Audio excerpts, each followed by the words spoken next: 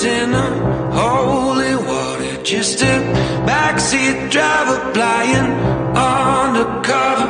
A nice suit and a family name. Says he'll make me a star if I just play the game. But that man doesn't know that I am bulletproof. Keep one foot on the sky and a foot on the roof.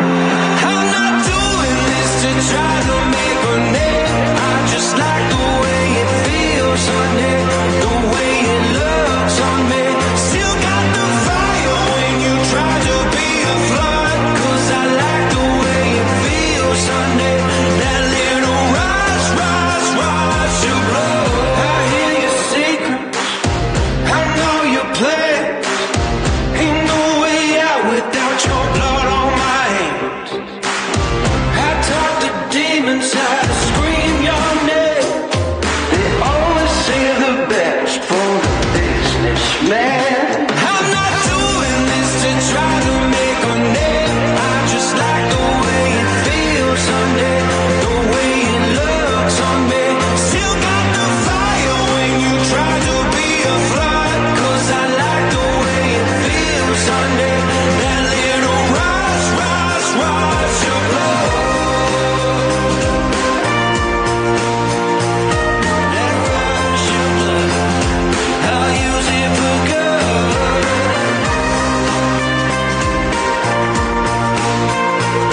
That rush of blood, I'll use it for good. Rolling hundreds in the Hello, hello, hello. Welcome to your midweek show.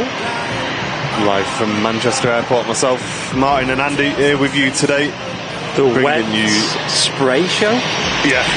Bringing you all the rain, all the aviation action until, what time do we stream till on Wednesday? About 2, right? Yeah, R2. Welcome in, guys. I don't know what day it is. Barbara's up bright and early today. How are you doing, Barbara? Hello. And Razorback Pro, Terry Edwards, cheers for the 5-5 loops. Dave Thomas counting us down to the show as usual as well.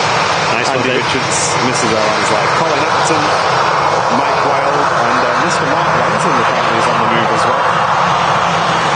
Yes, I do hope that wherever you guys are tuning in from, the weather is a little bit nicer than it is here at Manchester Airport.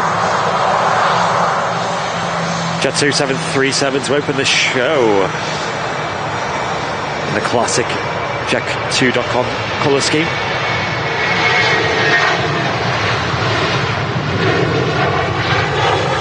And as you can see, it's wet, wet, wet here at Manchester today. It is. Lots of spray action, loads of ribbons and beautiful fluff over the wings as well. And the planes, there they go, disappearing into the low cloud level over Manchester Airport this morning. Captain Mark did message me to say, anyone who's playing bingo with Airliners Live today is going to get an easy tick because the waterproofing is already on the camera. It is. We're fully waterproofed and ready to go today. Yes. Gillian, good morning. Just got home in time. Welcome in, Jill. Thanks for tuning in. Liam's tuning in from a sunny Villamore. Well, lucky for some, eh? How was your flight, Liam? Over with Ryanair, right? Hope you're having a great time, mate. Martin Davison, good morning to you. Speaking of Captain Mark, I've been told to keep an eye on Tango Romeo with the EasyJet A320. Pushing back and heading out to Geneva. I'm sure them speed brakes will be used on the approach into that airport. Yeah. Alex, good morning to you. Thank you for tuning in. Hope you're doing well, mate, or as well as can be. And thank you very much for tuning in today. Shalom to you, mate. I remember this EasyJet a couple of years ago landed on 2-3 left randomly. And it was the only one for months that had landed on 2-3 left. It's super rare. And it was lined up to land on 2-3 right. And then switched to 2-3 left last minute. And I think they had reports of wildlife or something on the approach to 2-3 right, and they were told to go on 2-3 left. And the captain messaged us after to say, we were on the approach, and they asked us either to go around or visually sidestep and land on 2-3 left.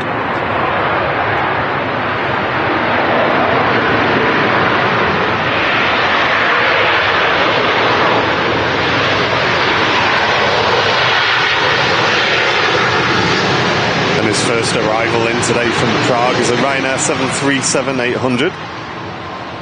Touching down and kicking up lots of spray as it does so. Yes. Yeah, and that particular plane that did that landing on a 2-3 left was Echo Zulu Tango Romeo, that exact EasyJet over there. And the TUI Dreamliner that's on the taxi out is on its way to Montego Bay. So we're going to see a beautiful departure. I expect lots of fluff over the wings today, guys. We'll be showing you guys all of that action. And it looks like it's going to pretty much stay this way for the next hour or so at least. Yes. Yeah, I think the thing is, I don't know about Manchester Airport, but like the drainage on the runway is not as good as some other airports. I don't think it's particularly bad.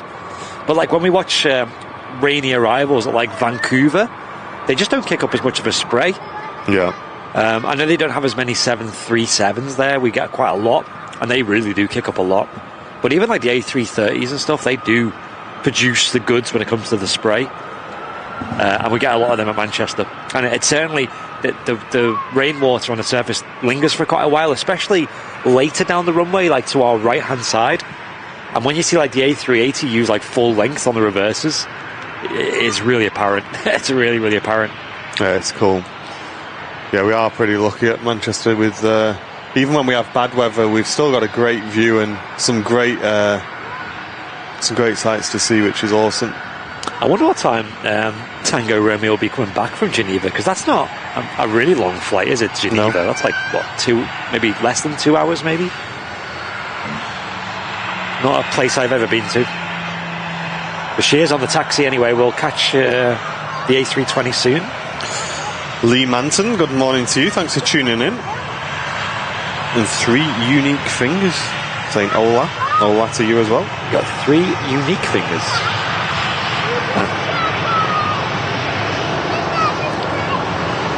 Captain Mark is on the move. Airliners Live ATC in the chat. Hey. Good to see you in. We'll get a little video clip of this, I think.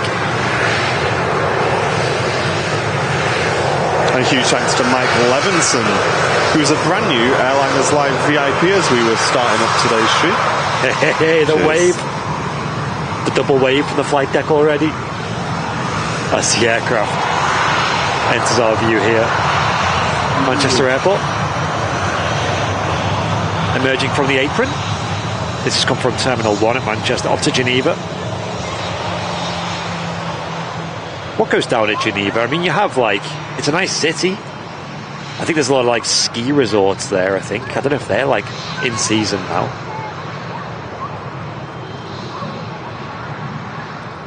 Hey up, Tony, great to see you, mate. Mizam, hello. Fellow A320 just touching down on 2-3 right. And Martin saying it's great for fabulous mountain views and variety of movements as well. Nice. I could imagine plane spotting there would be cool.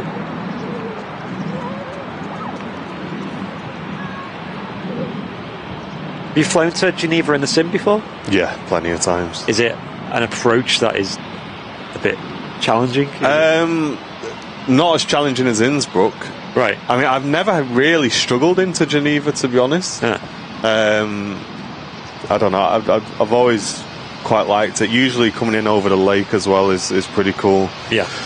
And when you do that approach, you fly in over the mountains, you make a left-hand turn on your downwind, so all the mountains are over the left wing and you're like looking out over it all. And then you make a couple of right turns and you're pretty much just coming in over the lake then.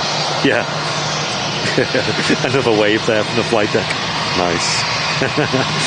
We'll catch their departure soon, but there is a TUI Dreamliner down at the start of 2-3 right. And we'll give you a big bing bong to Alison, who's just received a red tail badge for 12 months of Airliners Live membership. Way. So I got my red tail badge, best channel on YouTube. Great work, guys. Thank you very much, Alison. Great to have you with us, and thank you very much for the 12 months of support. Yeah, it was great to meet you a couple of months ago, right, Alison, at the RVP, I think. And RevKev returning for 19 months red tail badge member as well, first class member. Thank you very much, RevKev. Long-term support.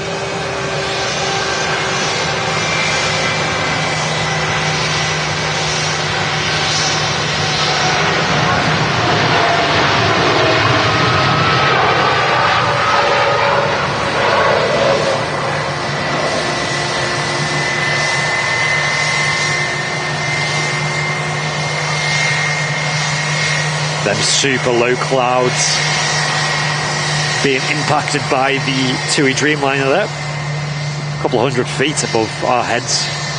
It looks like the boys are crossing over to 23 left for their departure. They've just been cleared to cross the runway behind the TUI Dreamliner departing. Yeah, they might have the honours of being the first departure of that runway since it's closed about 9 a.m. this morning. And 787 viewers at the time of that Dreamliner departure as well. Wow. That reminds me of when, the last Virgin 747 departed and we just hit 7,470 subscribers on YouTube, so it's 7.47k. Nice. Hey, welcome back, Barbara. Great to see you this morning. Hope you're doing well. Did you get photos of the new Saudi livery yesterday, Heather? So Owen was down and got pictures of it. I got it last time it came in, actually. I got a picture of it, which I was really happy with. But I do want to get the departure shot, so I'll be keeping my eye open for the next time that's coming in and we've got some half-decent weather, and I'll go and grab a departure shot to share with you guys as well. Yeah, Owen's picture was so good. That I think he went like 2-3 left. Where I was. Yeah. That rotation spot.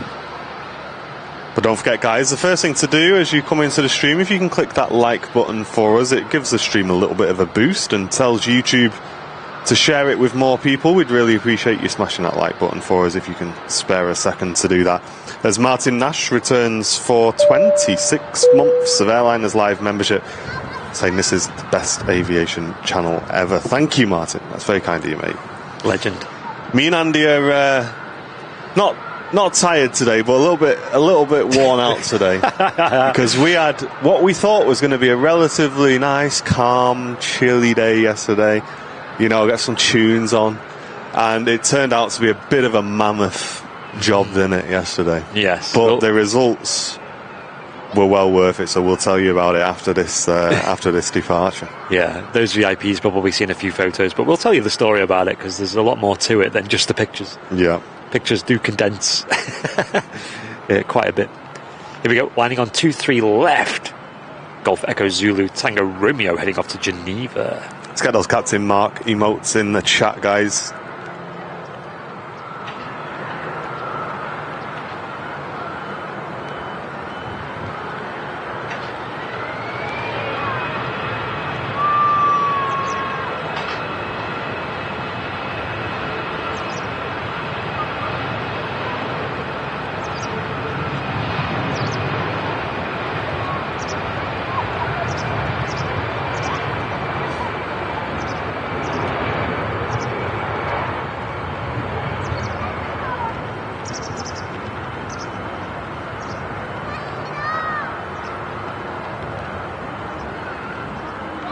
What a legend Captain Mark is on the channel. I actually need to check something. I want to check a view counter for a certain one of his videos. It's getting close, mate. I think it... I checked it the other day. Did you? It's getting very, very close. Have a look. Brian Pounder, absolutely, mate. Please send me an email, contact@airlinerslive.com, and as soon as I get back to the office after today's stream, I will look into that for you, mate. All the mugs have been shipped already, so if you haven't received it, Royal Mail most likely have lost it, mate, so I can get you another one out. But please send me an email because I will forget, dude. Send me an email, contact@airlinerslive.com. Yes. Yeah, so Captain Mark obviously does some videos here on our channels, and one of them is on Airliners Live, and it's the 8 Flying Fears one, so it's kind of like helping people with fears of flying. And that video has helped so many people. He even has people approaching him in real life, saying, thank you for that video, really helped me out. I'm on my first flight since, or maybe my first flight ever. Getting comments every single day on that video still. And it's almost at a million views on YouTube, which is a big deal because it's not a short, it's not a clip, it's actually a full-length YouTube video. It's our best performing full-length YouTube video ever. Yeah. And Captain Mark is involved with that, which is fantastic for us. We're super hyped for that. Yeah, and it's super nice that it's helping so many people. And Mr. Flemo, my lead, the main man, sending in a $4.99 donation for the DCS Stream Fund. Yeah, ladies and gentlemen, can I publicly apologise to everybody who tuned into our little VIP live stream the other day, because it was quite possibly the worst stream I've ever done. Me and Owen have been starting to practice our formation flying on the Digital Combat Simulator, DCS, and we were enjoying it, so we thought, why not share it with our VIPs, just something a little bit fun and behind the scenes. And we didn't want to go on the main channel with it, because sometimes we swear a little bit and stuff, it's not really on brand for the main channel. And as soon as we clicked go live, everything possible on DCS started to break, and you guys hardly got to see any flying whatsoever. So we are going to try and get back on that as soon as we can. Maybe even later today, we'll see. But apologies to everyone who tuned into that, because I know there was about 150 people at one point just watching me on the ground trying to go. And yeah, anyway, we'll try again.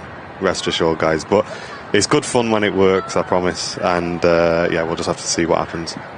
But yes, yesterday. So as we spoke about on a previous show, we've started to really focus in on our pre-recorded content. Hence the Airliners Lounge channel and the launch of our brand new podcast, the Aviation Podcast, which is now live on Spotify and our YouTube channel if you want to go and check that out. First episode is live with Captain Mark, and it's about 2.5 hours, guys. 2 hours of chatting with Captain Mark. And yeah, so I wasn't too happy with the backdrop. Andy wasn't totally happy with it, because we just had some curtains up, and basically the curtains were hiding what was quite a messy wall. And the reason the wall was so messy was because at one point we tried to put soundproofing foam on the walls, and no matter what glue we chose, they would not stay up. They kept falling down, didn't they? The glue would stay up, though. The glue stayed up fine, but which became an issue later on, though. Yeah, that's the big deal. So the foam pads keep falling off. So we thought, right, well, let's just hide this with some curtains. And we made do with the curtains as the backdrop. But what was annoying me was in the backdrop of all our videos, you could kind of see the creases of the curtains and everything, and we didn't have enough depth in the shot to kind of bokeh that out. So we had a chat and we said, look, we're just gonna have to paint the wall. Is our only option. Which sounds easy. Like we've both done painting before at home and stuff. It's never that hard, is it? It's just we just thought get a roller. We're gonna have to clean this glue off, and then paint the wall. And we thought, yeah, right. So we got some like spray. You know the spray that's supposed to break down glue. Well, this glue that wasn't strong enough to hold up foam pads was more resistant than any glue to anti-glue spray I have ever seen in my life. No matter how much of this stuff we were spraying on it was just not coming off, and it was leaving a sticky residue all over the walls, and we knew that the paint wasn't going to stick to the walls. So we had a chat with one of the guys in the office. Big shout out to main man Andy, boss man Andy. Yeah, and not me, not him. Yeah, another one. And he said, just go and get a bottle of white spirit and a spray bottle, and just spray it all over the thing, which we did. And me and all the pink elephants yesterday were having a great time with the white spirit fumes and getting all this glue off the wall, which eventually it did. It took a lot of work and a lot of time, but eventually we think we've got most of it off. There are a few patches here and there which aren't perfect, but they will be. But we got there at like 9 in the morning, and I don't think we left till after 7. Literally. Last time. Yes. Gosh. Yes, Sam was on shift at Barton Aerodrome, fire and rescue team, and she finishes when the airfield closes, which is pretty late in the evening and stuff. And yeah, she was home at the same time as me yesterday. Yeah. So yeah, we were just there all day. Yeah. I had to pick Dakota up from school and had to bring her in, and she kind of helped a little bit as well. And it was, it was rewarding though. It looks so good now. Yeah, we put some pictures in the VIP lounge if you've not seen it. But we've we think it looks a lot better. Yeah. And it does look a lot smarter, so it was well worth it. And it's being put to the test on Thursday, because our next podcast recording is taking place on Thursday morning, guys. So hopefully in the next week or so, you'll have another episode of the podcast. So keep your eye open for that. Yeah, we have quite a big name in tomorrow morning. So, and then 2 weeks' time, we have another big name in. So excited. Yeah, that's not good, Alex. I don't want to... forgive me, Alex. I want to be careful not to turn this into a political discussion about all this, so hence why I may not touch on the topic too much, but I know that a lot of people are cancelling flights now in and out of the area. I guess just because there's so much going on, right? But I know I was listening to LBC yesterday morning, and they were saying just how many people are stranded there, because obviously it's the Jewish holiday time, isn't it? So they've got a lot of people have gone out there for celebrations and with family and stuff, and they're now trapped over there. They're saying there's thousands of people over there now trying to get back. But yeah, I hope you and the family are well, mate, and you can get back as soon as you can. But like I say, I'm just being cautious, because I really don't want it to turn into a political discussion on the channel if we can, mate, because it never ends well, dude. It's not a good idea. And I just seen Bill in the chat saying a good tip about soundproofing, by using blankets and stuff, and he's used it in his studio as well. Thing is though, Bill, we got new microphones as well, and Shure SM7Bs, if you've heard of them. And honestly, like, the isolation on them mics is so good. They're incredible, aren't they? We're pretty confident we don't need like super sound treatment in the room anymore. Yeah, those mics are very strange. Me and Andy have worked in audio for a long time, as you guys know, and nearly every mic we use, you have to at least compress it and EQ it. And we did a test on them 7Bs, completely flat, and we haven't touched them, have we? No compression, no EQ. And we're like, you don't need to. Yeah. It's absolutely perfect. It's so good. They're clean. Beastie Lucifan gifting an Airliners Live membership, and that's gone to Alex as well. There you go, mate. Gifted membership for you, dude. Thank you very much for tuning into the chat as well. Oh, nice. Alex got that as well. Nice. Dallas tuning in from Sacramento. Welcome in. Wow, it's currently 3:10 in the morning. Wow. Yikes. Or was that Sacramento tuning in from Dallas? Are you just waking up, or are you just going to bed? That is the question. That's the big question. So Matt Smith letting us know, guys, stay tuned for this, that on Final Approach there is currently an Iceland Air special. Oh right, another one. I believe it's the Hekla Aurora again. Wow, we're being treated today, aren't we? I feel like this is going to make the newsletter this month. I think so. You know what? Why not? Yeah, maybe a bit of a story about it and all the times we've seen it in the past. Yeah, let's get that on. I'll add that to Notion. Yeah. Where are we? I was also looking, guys, just unrelated as well, just this morning, at flights with Singapore Airlines again.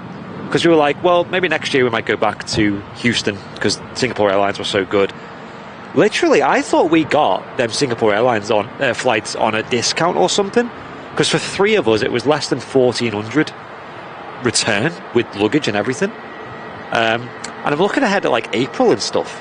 3 of us, you can get return with luggage and stuff for 1,200 quid. Oh, nice. What is that about? Like, why is that so cheap? I think my theory is, though, because it's like the second leg of a journey, they just need to fill the extra seats, because maybe the Manchester to Houston route is the less busy compared to more people who go from Manchester to Singapore. And obviously you've got a kind of load balance between the two, so that the demand might be lower on that route, maybe. No, I won't put our DCS drama in the newsletter, no. Don't think so. Aneka tuning in from Lurkers Lounge. Thank you very much for tuning in. Hello. Yeah, I was a bit gutted I missed that, but I guess in the end it didn't matter because you said I wasn't even worth. Literally, I seen it went live and I was busy that night, and I was like, I can watch that when I get home. And then I got home and it'd gone. I was like, did I imagine that DCS stream? And Barbara, I know you asked a few minutes ago whether we had any props on the way in. We've got 2 props following each other in a conga line here. Hey. And they've come across both Aer Lingus, so one from Belfast and one from Dublin, and they'll be landing in the next 5 or 10 minutes. So 2 nice arrivals for you there, Barbara, coming in a few minutes' time. Great stuff. Just put some more waterproofing on here. But let us know in the VIP lounge what you think, guys, of the new colours of the studio, whether you like it or not. Yeah. And if you don't like it, then I'm not painting it again. So. That's enough painting for a year. Rebecca Lewis upgrading her membership to business class. That's very kind of you, Rebecca. Thank you very much for doing that. You'll now get discount on your merchandise as well. So make sure you check your perks on YouTube for the code there. And Beastie, again, thanks for gifting an Airliners Live membership. That's our first brand new member of today's stream.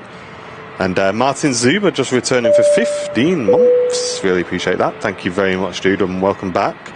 And Nathan, yeah, so Luton is currently closed until at least this afternoon, I think, due to a fire in the multi-storey car park. Oh, nice.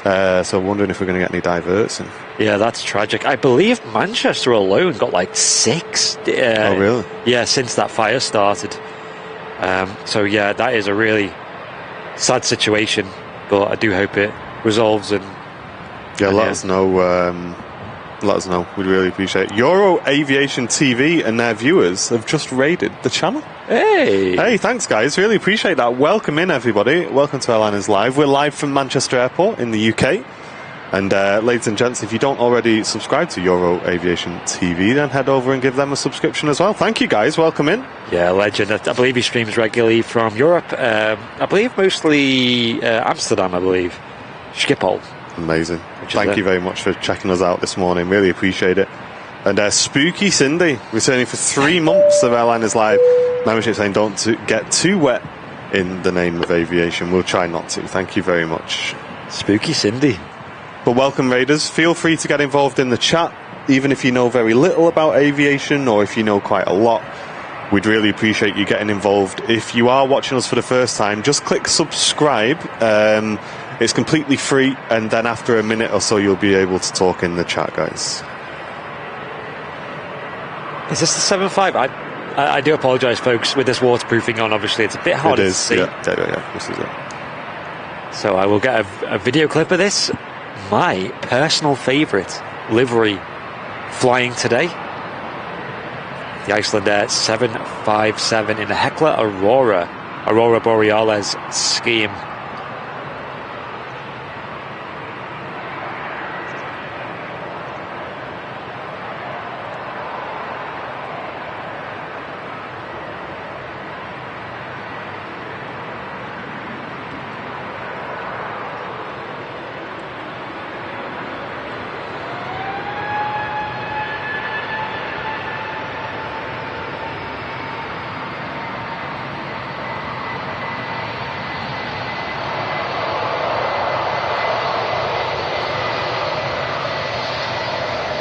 Oh my gosh, she is beautiful.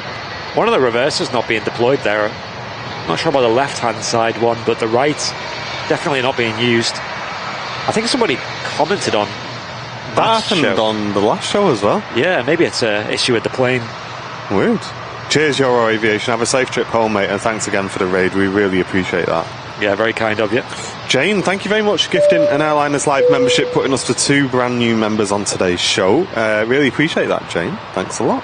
Thanks, Jane. Yeah, it's an awesome livery, isn't it? It looks great in any weather. Oh, I know. I hope the camera does it justice, because just looking at it in real life, man, it's just... it's something else. Yeah, single reverser again, yeah. So maybe an in-op reverser on that second engine then. Yeah, because Iceland, it's not like a SOP for Iceland there, especially with the wet conditions. You think they'd kind of want to definitely use all the braking methods. I mean, those 7.5s are known for their awesome wheel brakes, aren't they, I suppose? That's true, yeah. Looking very wet across the Pennines, it really is, James. It's a complete contrast to yesterday's weather. We had an absolutely glorious sunset when we were leaving the office last night, and beautiful day as well, very nice weather. Yeah, that was very pretty, wasn't it, last night? But unfortunately, today is, as you can see, the complete opposite. Maiden of Steel, hello, welcome in. Thanks for tuning in today.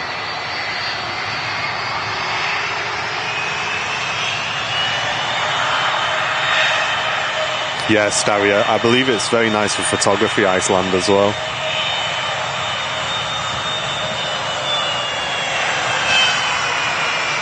Yeah, I want this plane to serve as an advert for the country and the airline, because we want more planes like this. Big thumbs up.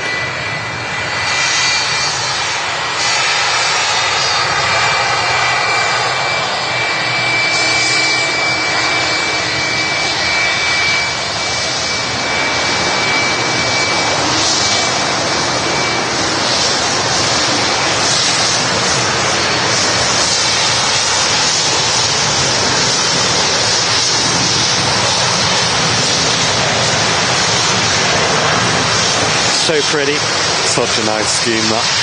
On the last show, we've seen the Glacier 80 years of aviation special, and then the show before that, Matt's show, we've seen this plane. So we've really been treated to Iceland Air specials, and it was in last Friday as well when I went spotting. So wow, it's been in regular. It's mad because you'll go ages without seeing it here at Manchester, ages, and then it'll be in a few times in a row. And Joan gifting an Airliners Life membership to James. There you go, James. Thanks for tuning in, mate. And that puts us to 3 brand new members on today's show. Thank you, guys. Really appreciate it. Gifting members is the best way to support the channel.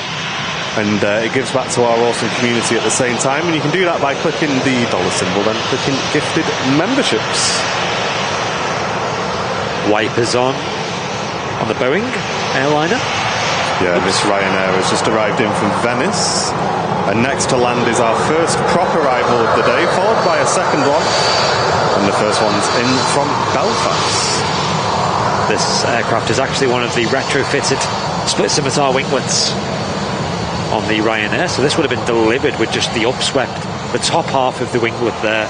And then in recent months, they've actually added the bottom half, which adds like 1.4% fuel efficiency increase.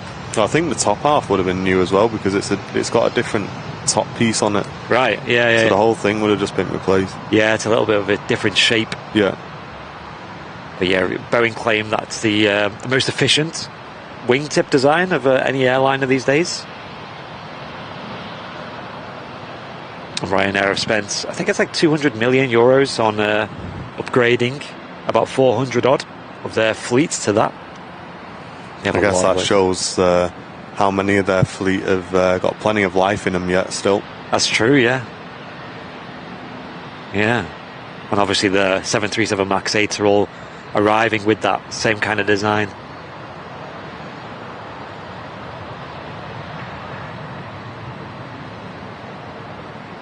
Here we go, the ATR coming in next.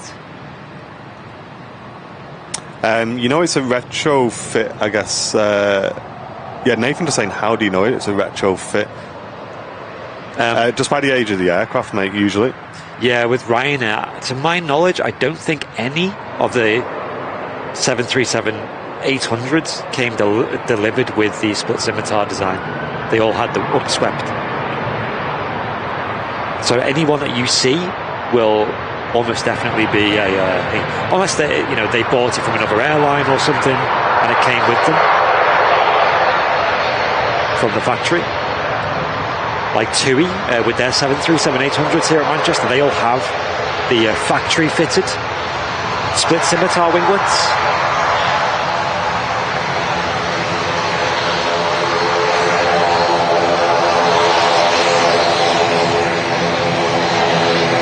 British registered Aer Lingus ATR 72. Look at that. In the rain.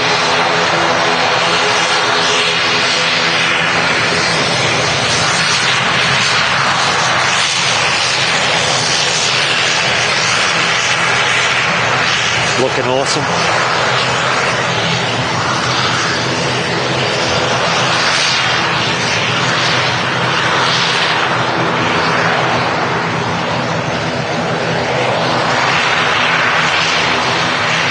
Love to see the variety at Manchester Airport. I believe in April 2024 we're going to be seeing potentially a new airline, Luxair, who will be operating apparently the Dash 8s, the Q400s. Yes, that's what I'm talking about. So I don't know how regular that'll be operating. I think there is info online about it. Maybe you can even buy tickets already. Mate, bring me the Dash 8s, Dash please. 8s, yeah. They're really nice. The Dash 8s. They're great for prop vortices as well. Oh yeah. Just like Ospreys. Yeah. KLM holding short for the second prop arrival of today's show. This one arriving in from Dublin. The Aer Lingus ATR. Yeah, Matthew, they are loud, the ATRs, aren't they, mate? Loud and relatively slow as well for prop aircraft.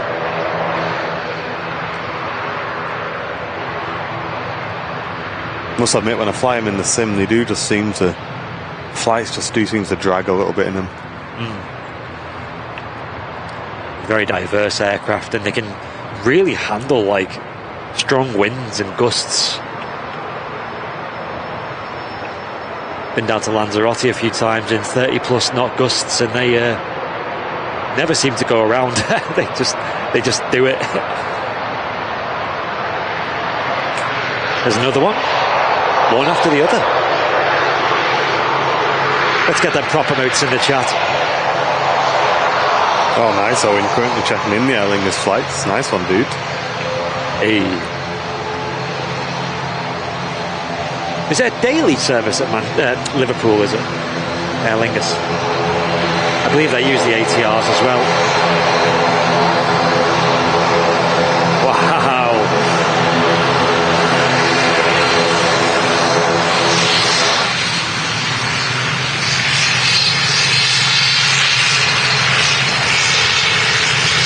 And I think we've got one of the Jet 2 Airbuses coming up.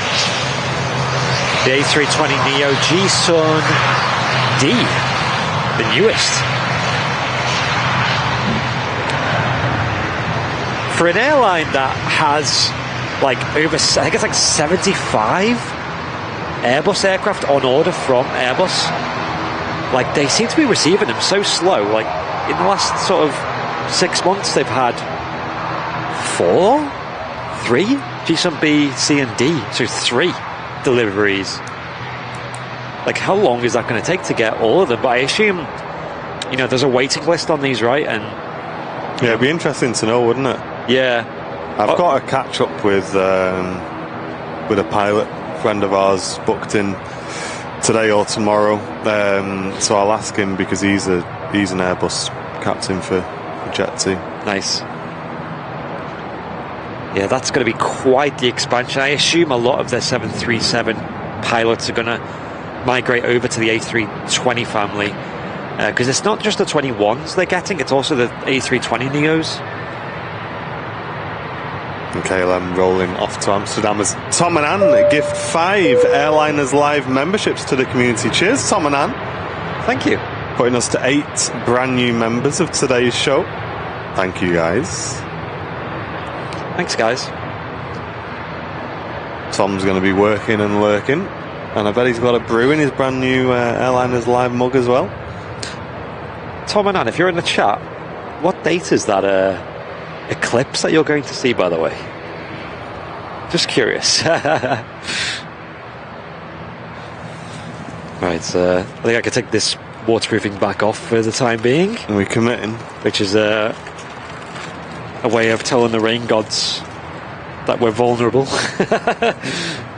The sun is trying to peek through the clouds in front of us. Yeah, it's weird, isn't it?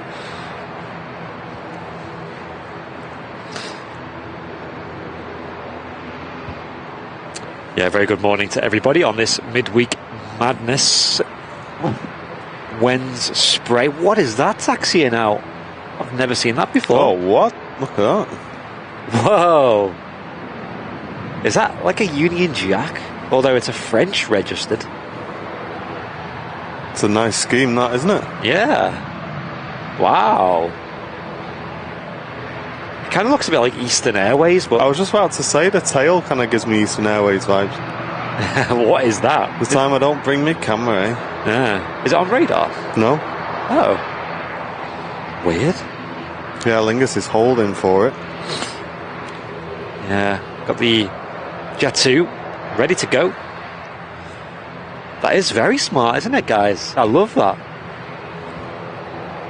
I thought it was like a Union Jack on the back.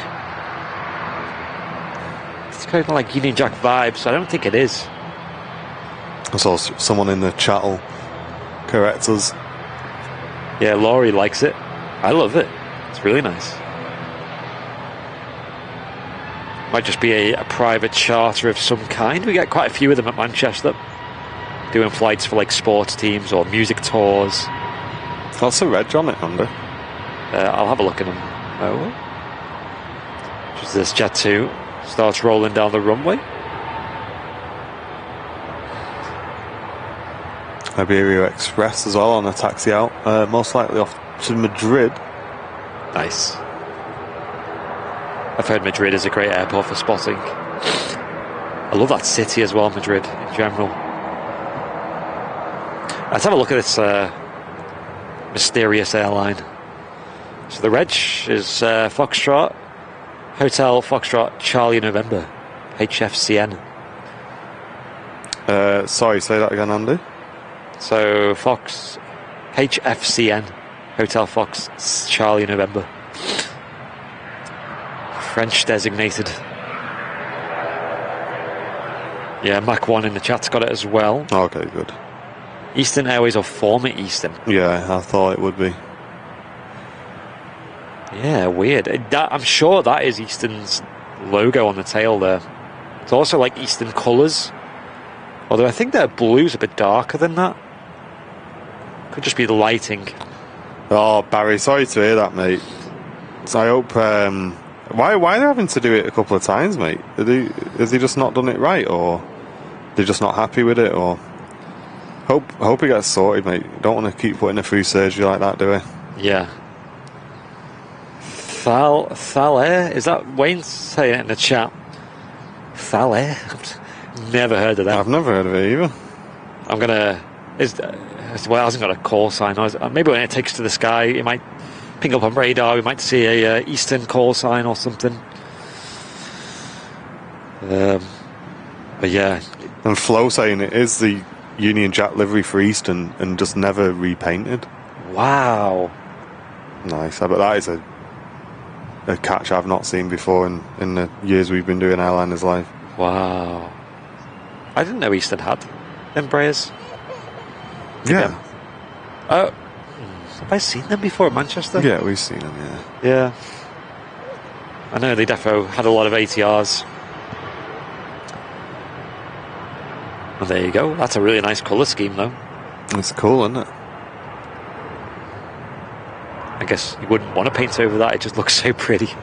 Leonard saying G-Sun E is currently on a test flight at Hamburg. Wow. There we go. So another one should be coming very soon then. Cheers to the info, Leonard. Yeah, people are keeping their eyes out on them because Airbus paint a little bit of them. I think they come out looking like what G-Sun C looks like when they come out of Airbus with the tail painted and I think the engines.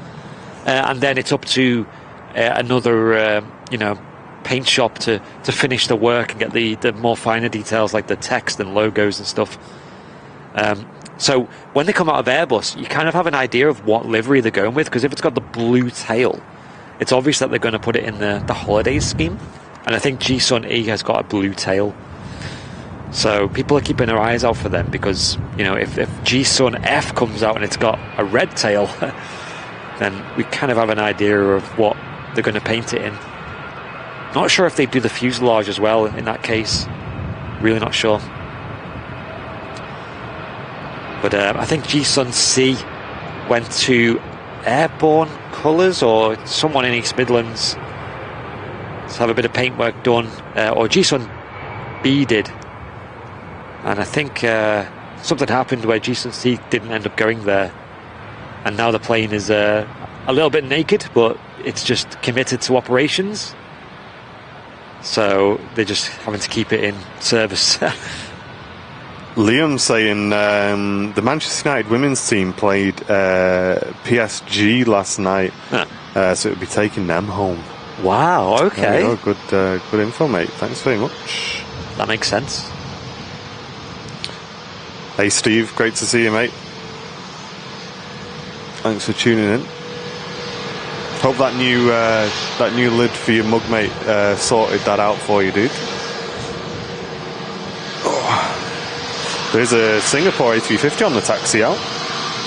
Should be seeing that depart very shortly. Awesome. And the A380 is just over the southeast coast, so that will not be long now as well. Lima Mike on the A320 Neo. That orange on the EasyJet just pops so much on the grey conditions. Laurie just saying they're definitely blow drying the runway. They really are. You'll be surprised how much water there is on the runway, and it is still drizzling down with rain. Cheers, Beverly. Glad you're enjoying it today. Thanks for tuning in. Welcome, everyone, to the Midweek Show. 1,728 viewers for a midweek show at this time of the day is fantastic numbers for us here on Airliners Live, so thank you, everybody. That is. Cheers for tuning in. If you are enjoying it, if you can just click the like button for us, guys, underneath the video. You may need to hide the chat to see it, but it would really help us out if you can do that. And Beverly returning for 15 months of membership, saying loving the show as always. Cheers, Beverly. Great to have you back with us. We're seeing this Brussels coming in. Just as we were setting up, I was saying it's been a while since I've seen a classic Brussels. I don't know why. You just don't see them as much. I think they are going ahead with the spotty kind of is it Croatian vibe? I much prefer the one we're seeing here today. Oh.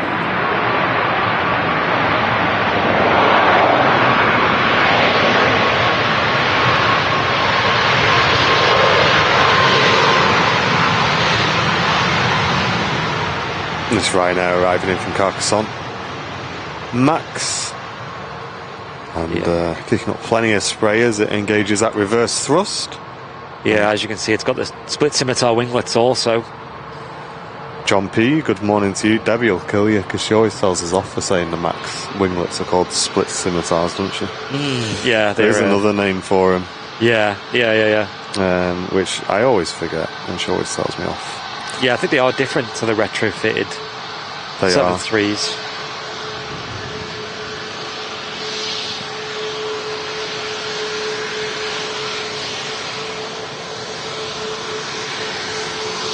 They're a bit more chunky on the body as well for the on the Max 8-200s. Engine's a bit bigger as well. It's probably the most distinct visual change, and they've got that chevron engine design as well, which eliminates a lot of noise from behind the jet engine. So on board it's quieter, and it also reduces the noise profile, which keeps the I guess environmental side of things a little bit more happy. So so this is where there's a slight bit of confusion then. So they are technically split scimitar winglets. Okay. But it is a adapted design for the Max called the Max AT winglet. Oh, I've never heard that. And they're a unique design, which apparently takes features from the split scimitars and the raked winglets and kind of like blends it together. And it's that design there specifically that delivers the greatest fuel efficiency of any winglet. So that's more efficient than the retrofitted scimitars then. Yeah, that makes sense. Cool. I'm sure Debbie gives them a different name to that. Yeah. Oh wow. I'll have to ask her.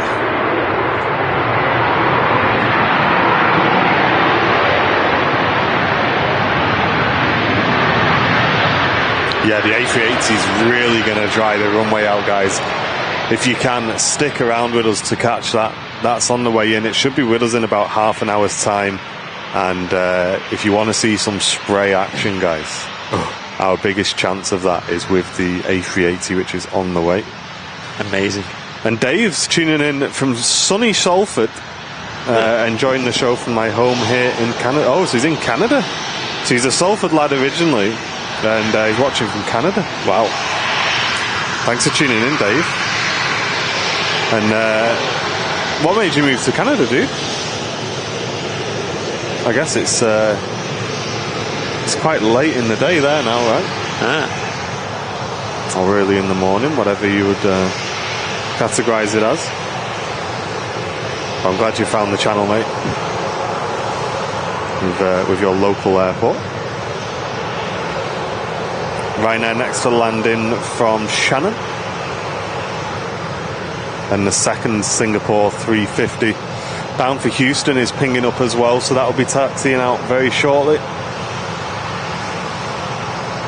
Yeah, I think they have, on certain days of the week, they have 2 flights. Wednesday being one of them. I think Friday as well. Maybe Sunday.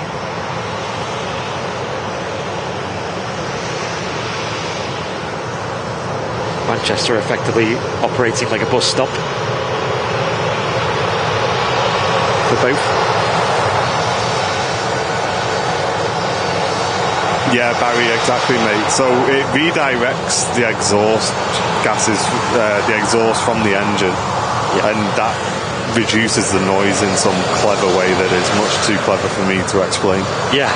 But basically the shape of the Max engine, the rear of the Max engine, plays a massive part in reducing the noise. But in recent newer engines, they've actually managed to adapt the engines internally with the same technology so that the outside of the engine doesn't need that anymore.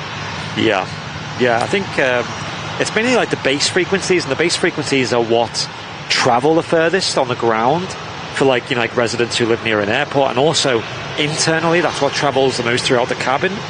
So on 737 Maxes, that chevron design basically dissipates the bass. In, like Martin said, it's quite complex science, but the shape of it is acoustically designed in such a way that stops the bass frequencies from being, creating what would be a jet blast essentially, and accumulating behind the engine basically.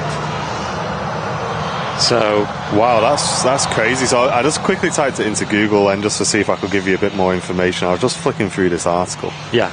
And it said that the chevrons are so effective at reducing noise that in 2005, Boeing estimated that they would allow several hundred pounds of sound insulation to be removed from the aircraft. Whoa, okay. Hence, making a lighter aircraft and more fuel efficient. Wow. Meanwhile, the reduction in noise generated by the aircraft would surely be greatly welcomed by the residents living near the airports as well. Wow. So there you go, not just external noise, but internal noise, which means they don't need as much soundproofing inside the plane. The plane's lighter, it uses less fuel. 1,000 IQ, mate. It's great. And as someone who's flown on a Max, I can tell you they are super quiet on the inside. Like, engine noise, that is. You can only really hear like the aircon and the wind noise and stuff. The actual engines, so quiet in the cruise. Herculean Discovery sending in a £2 donation. Thank you very much, saying loving your close-up filming. Great to have you with us. Really appreciate that. Thanks a lot. And Barry, thanks a lot for your question in the chat, mate. I do love when you guys ask questions in the chat, because if we don't know the answer, either someone in the community tells us, or I'll read through a little article like that and learn a bit ourselves as well. So it's really interesting, guys. So don't be shy if you've got any questions. Get them in the chat. Singapore A350, ready to go. Ask LJ Fisher, Owen. Ask him on Discord. Air Transat have been operating the 21neo a little bit more regularly over the last couple of weeks, which is a shame. I do like seeing their 330.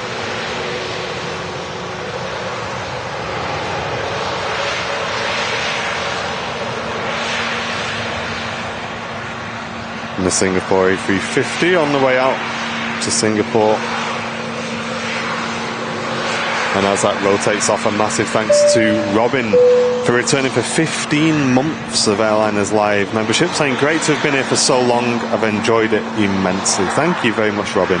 15 months of support, that's a long time. Cheers, dude. It is. Another prop about to touch down on 23 right.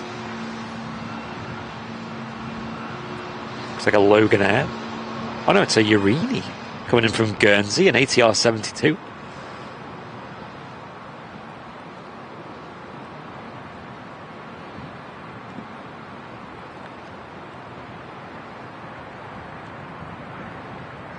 And very warm welcome to Alan Milani, becoming our 9th brand new member of today's stream, Premium Economy membership. Welcome in, Alan. You're number 9 today, mate. And thanks for supporting the channel with your membership.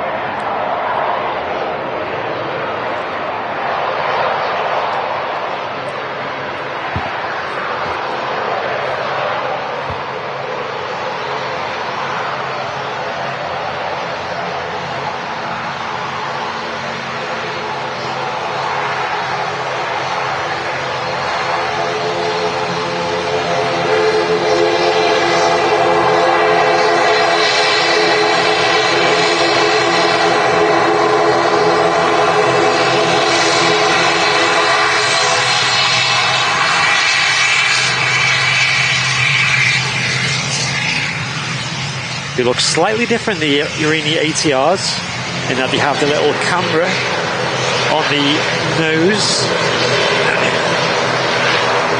which I believe helps with a few extra instruments for the pilots. Yeah, it's for low weather, bad weather conditions. Yeah. The sensor on board that gives the guys a lot more visibility on their systems when they're coming in terrible weather. Really cool, actually. You should look that up, guys, if you've not seen it before. There's a few videos showing that technology off, and I think Irini were heavily involved in testing that as well with the conditions down there. Nice.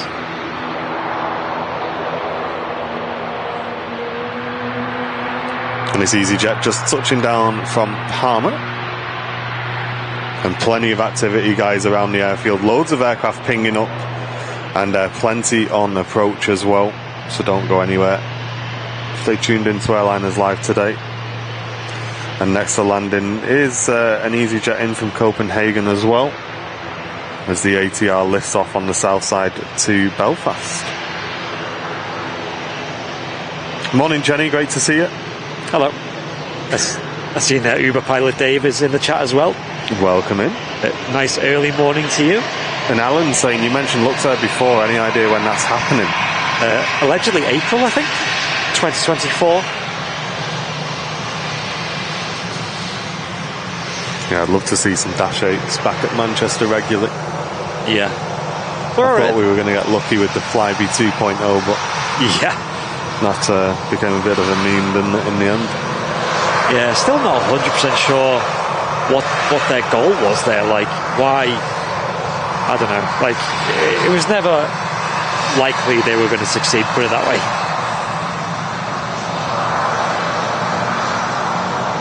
I did start writing a script for the Airliners Lounge about Flybe 2.0 and why it failed, and I don't know. It's not. Just wasn't on vibe, was it? Really? Yeah, it was a bit of a flop. It wasn't even that interesting.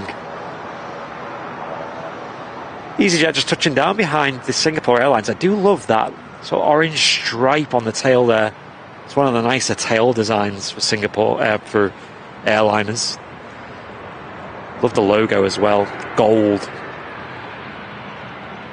And it's kind of like a retro-esque colour scheme on one of the most nicest looking airliners. Singapore being given clearance to cross. Yeah, take it easy, Barbara. There's too many props all at once, that's the problem. What time is it where you are there at the moment? It's got to be really early, right? Early birds. Early birds get the props. Exactly.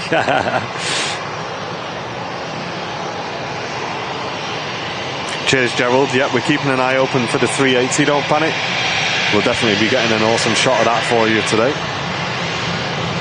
Super hyped for it. Hey, Nigel, great to see you, mate. Hope you're doing well, dude. Say, morning, chaps, late on parade. What have I missed? Just a bit of rain, mainly. Yeah, mainly. It's dried up a bit now, though, so it's clearing up. Visibility is improving, and yeah, we've got plenty of action still to come, mate. Thanks very much for tuning in. Great to see you as well. This EasyJet here was the one that did the go around the other day on the live show. That we still don't really know what happened with that. It was winds were just as calm as they are today, and it was literally, I think it even got some people saying that they reckon it had one of the wheels touch the ground, and then it did a go around. Yeah. So, Lord knows what happens there. And Ace saying the technology in the arena is the Clear Vision enhanced flight system, and it's for fog approaches mainly, and adds Cat 2 capability to the aircraft when the pilot's wearing headset goggles. Wow. So you got a bit more info coming in there. And yeah, I've read up on that and watched a few videos on it as well. It's really interesting. And Terry Edwards, Mod Terry, gifting an Airliners Live membership, putting us to 10 brand new members today. Cheers, Terry. And that's gone to Lisbon Airport. Spotting, you're the 10th new member of today's show. Hey. Katie tuning in, working and lurking. Hope you're doing well. Yeah, that's a touch and go. It kind of was. It was just behind the hump, so we couldn't see if it did touch down or not. Yeah, it was strange, Onyx. I watched it back. It really didn't look that eventful, to be honest. Yeah, strange. Very, very odd. Some people speculate the ground effect was a bit too big, but I don't know. It still had a lot of runway left. Yeah. Welcome, Craig. Great to see you, mate.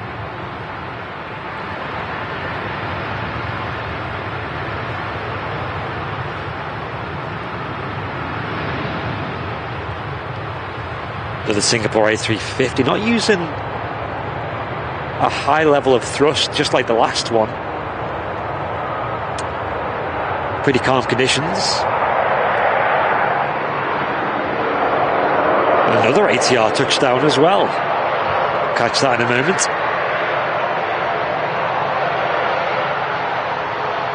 Off she goes.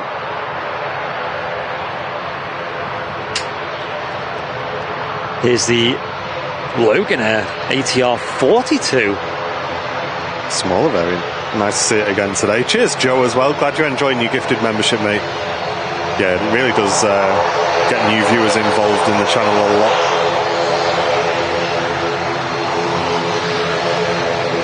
Hey, Flying Peacocks. Welcome in this morning.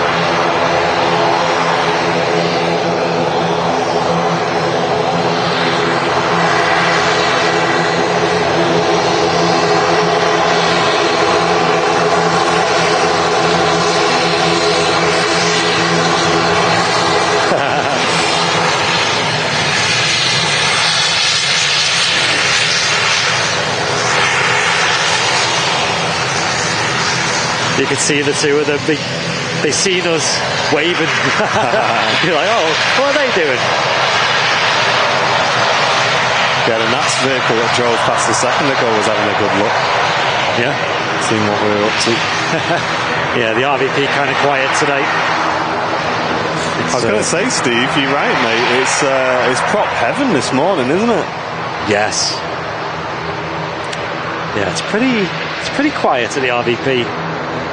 It was like when me and Matt did the Sunday, and we got here, and usually on a weekend it's a bit busier, and it was just so quiet, and we were like, is anyone going to show up today? And then the weather got a little bit better, and before you know it, the car park was full.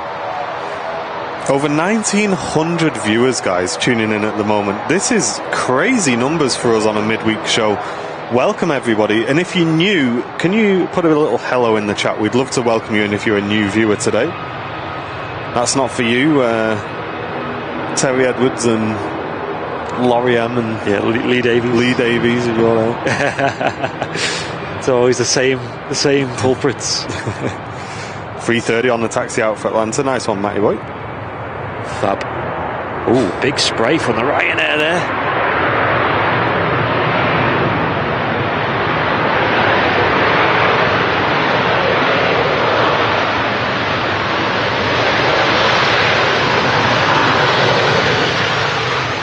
Cheers, Owen.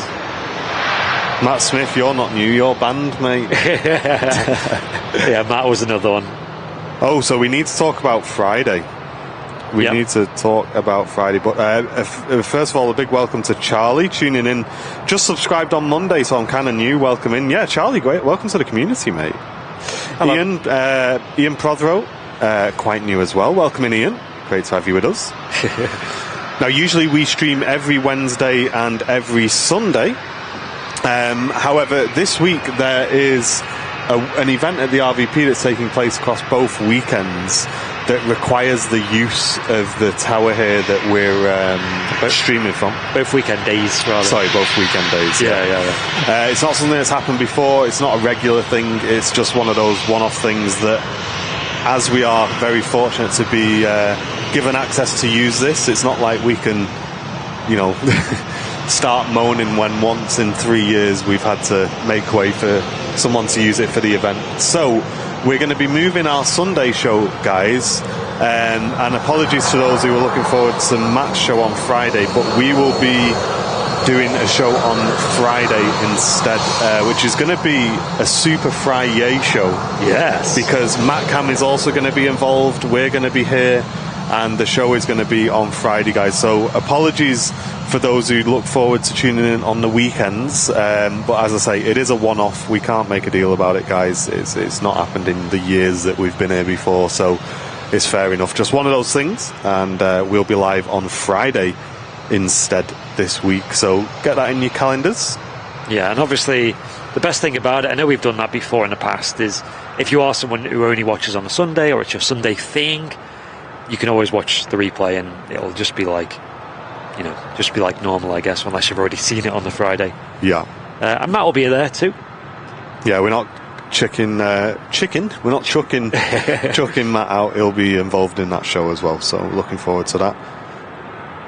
And Mark Woodrow, welcome to you, new viewer. Will P is banned as well. See you, Will. He's not new. Oh.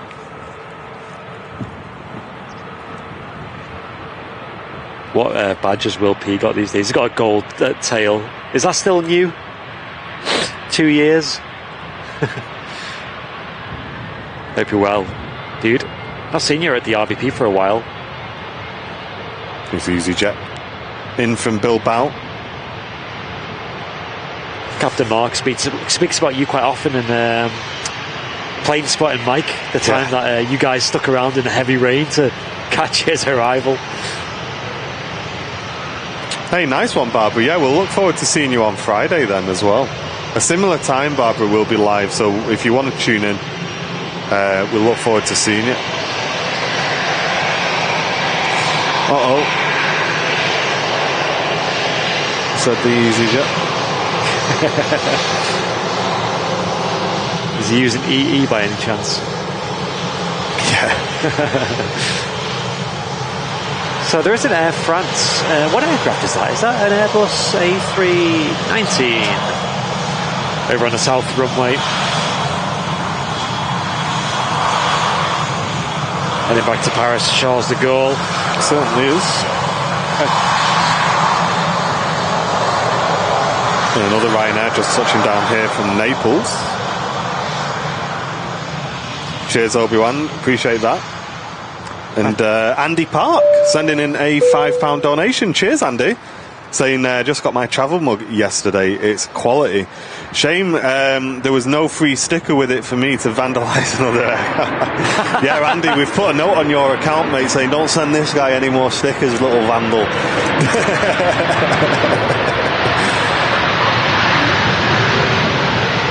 Yeah, them stickers, we originally bought them as like a product you could just add. But, I mean, we've just been giving them out for free, left, right and centre. Yeah, we didn't send them out with the mugs because we would have literally had to open every so many that needed shipping. I didn't have the heart to open every single mug box, guys. I apologise. I don't think we've got enough stickers is the problem. I think we would have ran out of stickers as well. No worries, Gary. Thanks for lurking and working, mate. Hope you have a great day today. And Papa Kilo, cheers for tuning in. Nightmare tuning in from Thailand as well. And we do need a spray emote. That will be the next emote, I think, guys, as we come into the winter months. Yes. We'll get one sorted out. Yeah. And morning, Rachel. Thanks very much for tuning in. And thanks again, Andy, for your £5 donation. That's very kind of you, mate. As James Ishwood also returns for 4 months of Airliners Live support, saying happy to be on board. A great stream as always. Thanks, James. 10 brand new members today. Thank you very much for all the support. Apparently some loot and diverts have come in already, Paul, but not whilst we've been live, mate. But if you guys are keeping an eye on it, let us know if any are on the way in. Yeah, I assume that the diverts would have been more at the start of the event, towards the start, because obviously them flights would have already been inbound and needed somewhere to go. But now that it's been ongoing for 12 hours plus, obviously I think planes that would have been flying would have just cancelled or been held up somewhere. Hey, no worries, Uber pilot Dave. Absolutely, mate. And Lawrence tuning in from Adelaide. Welcome in. Thanks very much, South Australia viewer in the chat. And Linda with a £2 donation saying it's her birthday tomorrow. Thank you very much, Linda, for sending in some support. And if you drop us an email, I'll look into your merch order for you as well. Thank you. Flemo saying in the chat that there's apparently a Wizz Air going back later on, about 2:15. Curious what time that will go out. Robin's got enough stickers now. He seems to have got them on every part of his house by the looks of it. His tablet, his desk, his car and his phone. There you go. Nice. What about the front door, mate? I don't think you can even buy the stickers. I think you literally just get them for free these days with... Yeah. Right, waterproofing back on, I think. Again, in, out, shake it all about.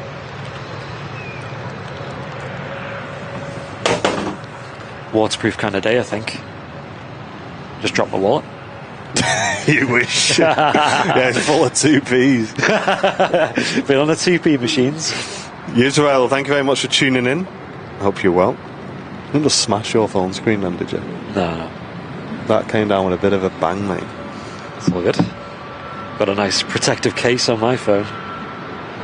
You always do that little check though, don't you? Make sure it's not... Yeah, when it's landed face down, you turn it over really slowly, and I think the slower you turn it over, the more chance you've got of it not being broken. I remember once I dropped somebody off in town, and I had to get something out of the boot, so I jumped out of the car real quick and ran to the boot, opened it, gave them the stuff, got back, drove home, realised my phone had disappeared, and it fell out of my pocket as I got out of the car in town, went back to the exact location, and it was there in the middle of the road, completely smashed to bits. Oh, so cars have just been driving over it. Yeah, so it became a nice little coaster. Wounded. I think it was an iPhone 5, I think. Something like that. No, that probably just smashed to bits when you dropped it, mate. Yeah, that's it, yeah. Just sneeze on it and it'll break. Yeah, some of the old iPhones were so easy to break. Remember the home buttons on them? They'd always just break or the... Yeah, everyone used to have that little home button app, didn't they, on the screen? Yeah. Hey, Jane, great to see you this morning. It's sunny there in Barry. We're BRB guys. We're just going to go and take the gear to Barry. And Pauline tuning in, returning for 15 months of membership, saying amazing stream as always. Cheers, Pauline. Just Manchester, it's got its own biome. Hey, Mr. Willie P. Gifting an Airliners Live membership, putting us to 11 brand new members today, and that going to Jane as well. There you go, Jane. Enjoy that gifted membership. 11 brand new members, and stick around, folks. The Emirates A380 is on the ILS, or it's turning onto the ILS now, as Nathan sends in a 79p super chat. Cheers, Nathan. Nice, thank you, Nathan. Lots of support coming in, loads of viewers tuning in today as well. If you're enjoying the stream, make sure you click that like button for us. We'd really appreciate that. This A380 arrival is going to be spectacular. Definitely going to get a 4K recording.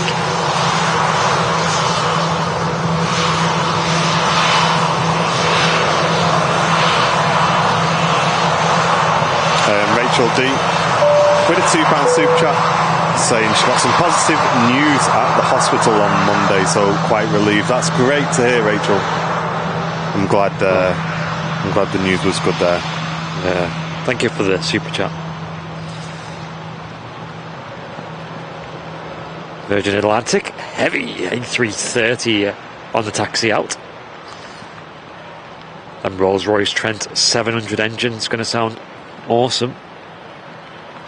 Yeah, I'm, as Rebecca says in the chat, looking forward to the A380 arriving. Me too. Should be any moment now.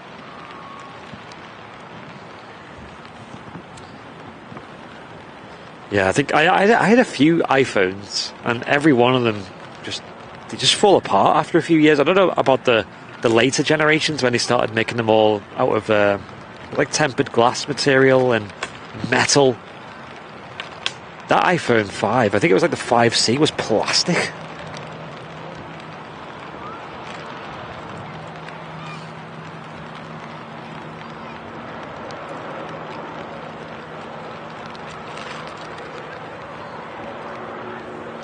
There's not a lot that changes with phones these days when the latest one comes out.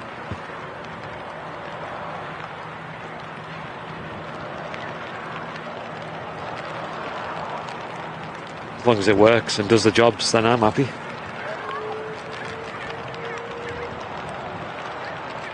Yeah, I think it's becoming less likely for people to be changing phones these days, isn't it? Yeah, especially with it being so expensive.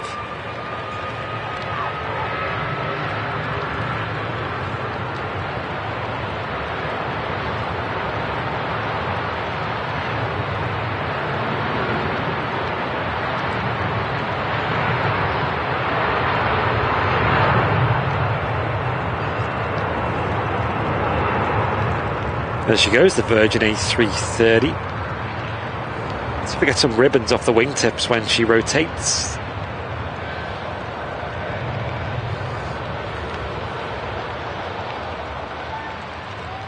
The rain is really picking up now. And the Pegasus in from Antalya, and following that in is the King of the Skies, the Emirates A380. Nice. And it will appear from the mist at some point soon. And Revkev's just upgraded from his iPhone 6S. Wow, that's a throwback there, mate. Yeah, that's a good, 7-8 years old. The thing about iPhones is they always get slower and slower until the point, and also I used to find that the storage would always run out really easy on them things as well. Yeah.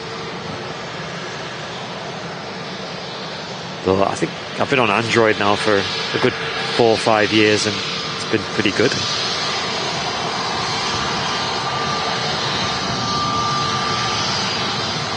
Yeah, let's keep our eyes to the skies for the King, arriving next here at Manchester Airport. Glorious 4K on a very wet 2-3 right at Manchester.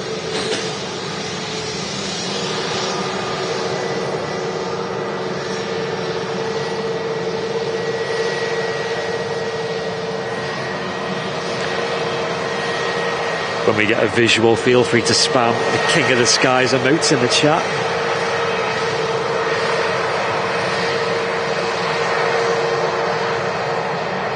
Should be any moment now.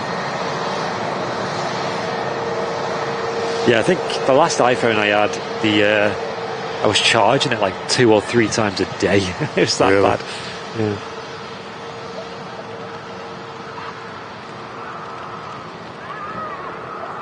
Here comes the King of the Skies. Next to land.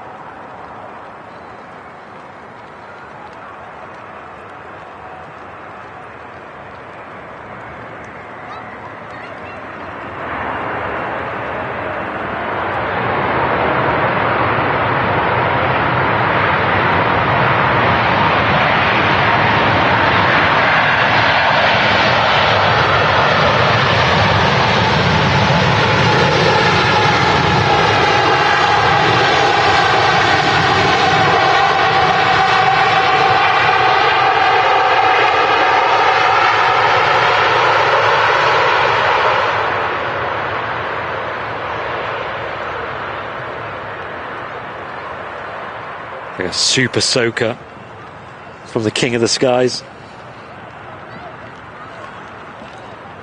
Epic views there.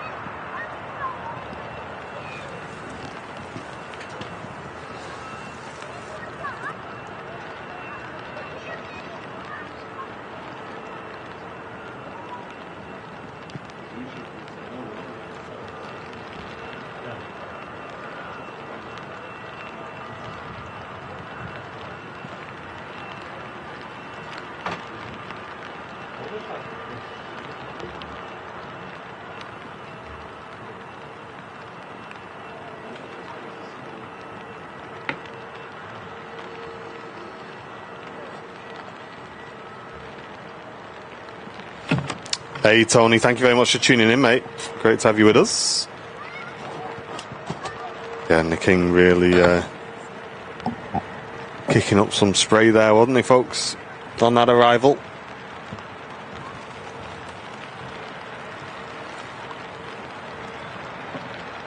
We're only 128 likes away from 1,000, guys. If you can click the like button for us, we'd really appreciate that. Over 2,000 live viewers on today's stream. Absolutely crazy numbers for a midweek show. We hope you will tune in on the Friday show that's coming up this week.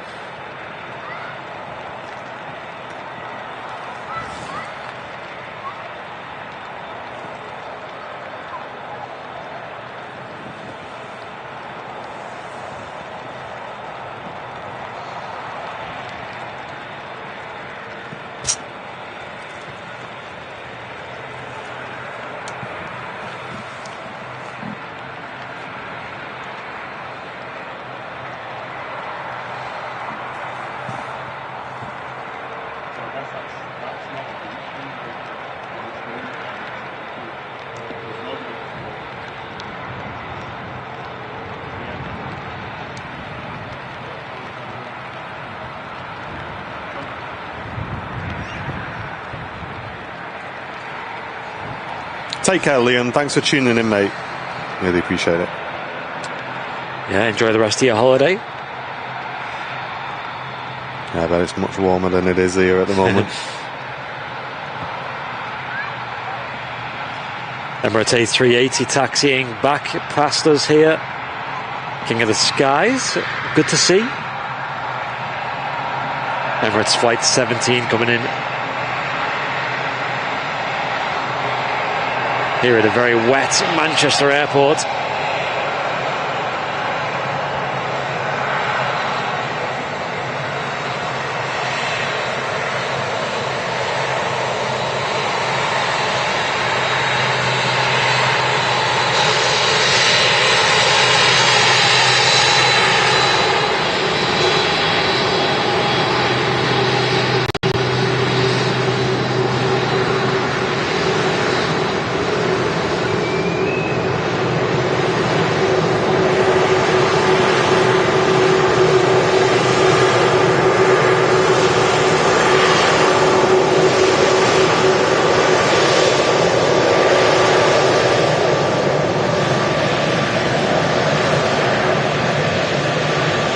And there we go, 1,000 likes.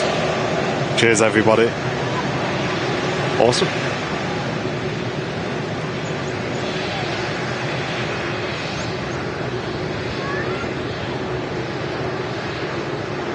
Yeah, I hope you're all enjoying this midweek madness on the Wednesday. We go live every Wednesday now from about 11 a.m, sometimes a bit earlier, to be fair.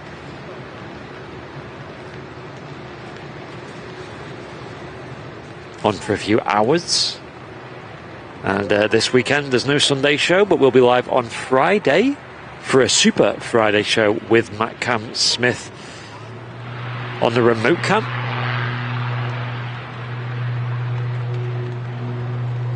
I'll confirm the exact start time of that, but we'll be live in the morning.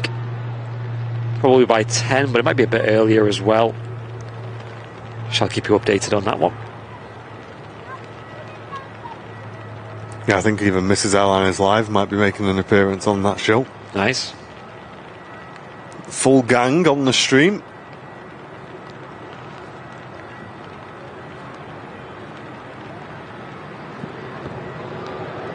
Aer Lingus ATR taken off there. Got a aircraft touching down on 23 right. Austrian Airlines, Embraer. As the rain continues to fall.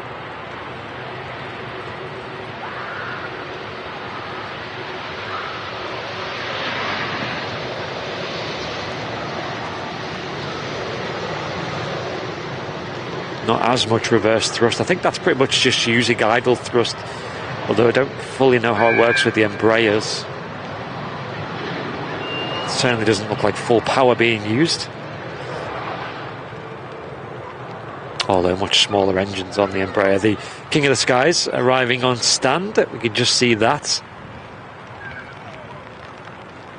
plane just turning in. Arriving at Terminal 1.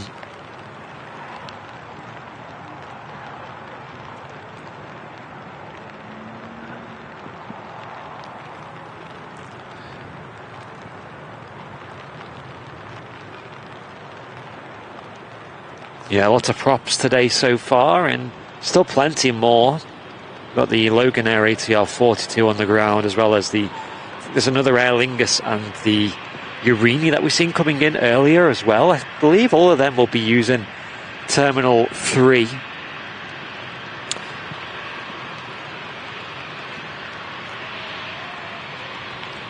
Here at Manchester. There's not many airlines that use that terminal, but one of the biggest is Ryanair. And they make up the vast majority of the traffic that goes through that terminal building. BA's got a pretty big presence there as well. They have multiple flights down to London Heathrow every day. Flybe used to be quite big there. But I mean, to be fair, the airlines they have, the very small number of airlines, that terminal is pretty overwhelmed as is, right? If anyone's ever flown through there, it's pretty manic. It's only a small terminal as well.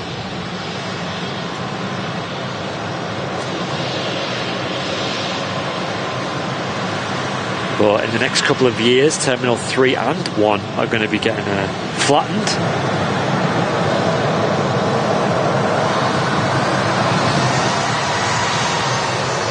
Completely modernised, just like Terminal 2. Which, to be fair, credit where it's due, Manchester Airport have done a really good job on T2.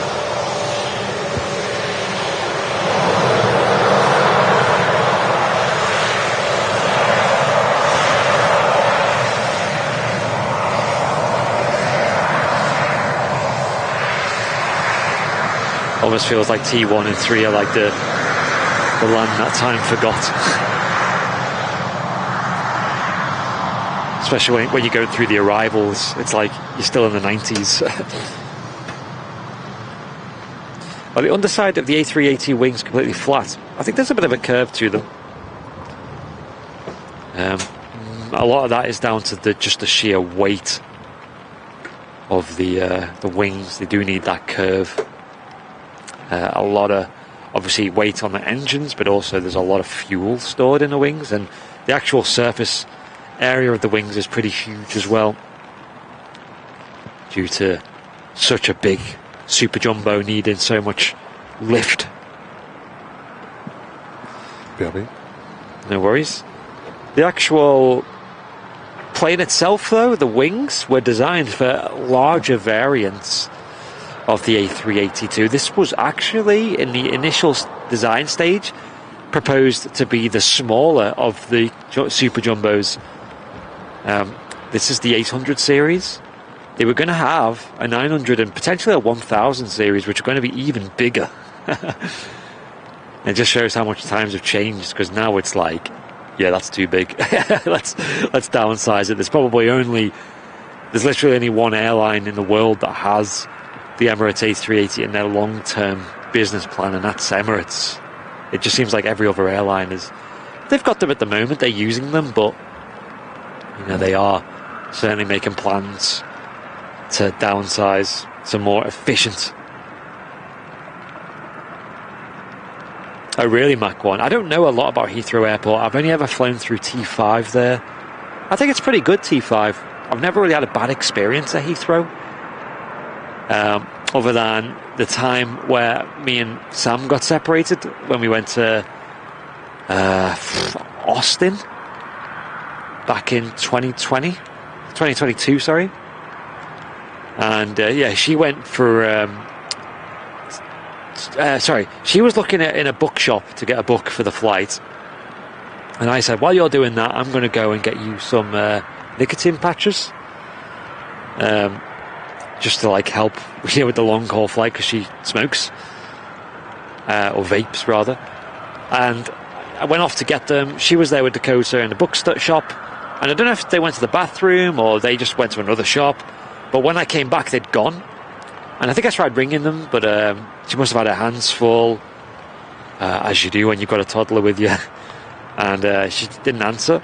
And I looked at the sign on the departures board, and it said go to gate. The gate was now announced to go to gate whatever. I think it was one of the Bravo or Charlie gates it was, which means you've got to get a train to get there. I didn't know this at the time, so I went off to the gate, and I just said, I'll go to the gate. When she rings me, or maybe she's gone there, I'll just tell her to go to the gate. So I set off. Didn't realise how much of a walk it'd be. Kind of just set off, following the sign saying Charlie gate's this way. And then I took the escalator down, and you're at a train platform. So I think I tried ringing her again, and I think there was no signal because it's underground. So I just jump on the train. I'm like, okay, maybe she's just waiting there for me. And before you know it, I'm on the train, get off the train, and she rings me saying, I'm at the bookstore. Still, like, gosh, and you couldn't get the train back. There was no easy way to do that. And I was like, well, you have to go to the gate. And she's like, where's the gate? I'm like, I don't know, just follow the signs. And yes, it became a big panic, because by the time I got there, they were then boarding. And by the time she finally caught up, it was like final boarding call. It's a long journey to get from there to the Charlie gates. So that was pretty stressful.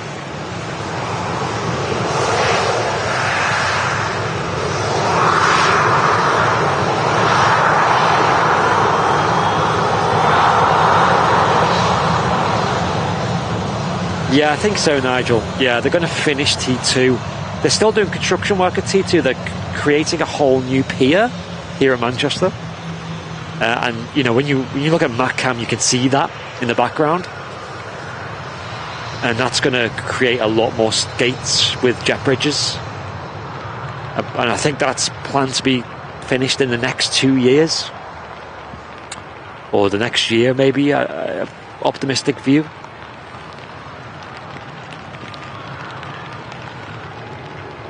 But yeah, we're at the point now where when we book a flight out of Manchester Airport, we actually are looking at the airlines that use Terminal 2.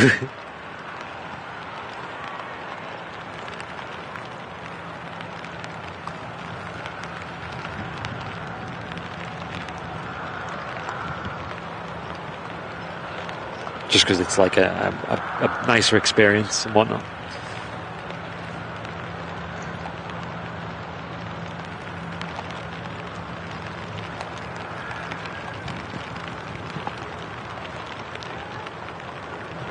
Story I heard was Pier B was to be removed. Really, Nigel? I'm not 100% sure on them sort of details. I can just see they're making a new pier. I know that's part of the plan. I don't know if some are going to get removed. I need to read into it. Here's that retrofitted 737-800 of the split scimitar winglets. Nope. Whatever they were called. Slightly different to the 737 MAX 8 or MAX family in general. We've got the MAX 9 as well in service with some airlines. Like we've seen, I think Iceland Air have some, Turkish Airlines maybe.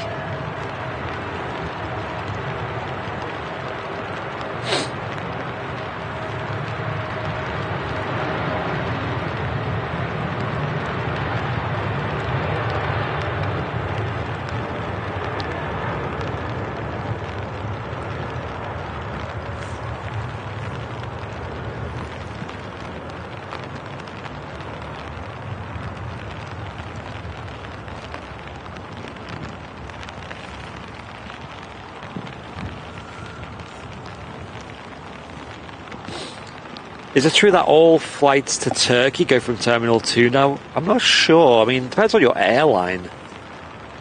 Like, for example, if you're flying with EasyJet, obviously they only fly from Terminal 1.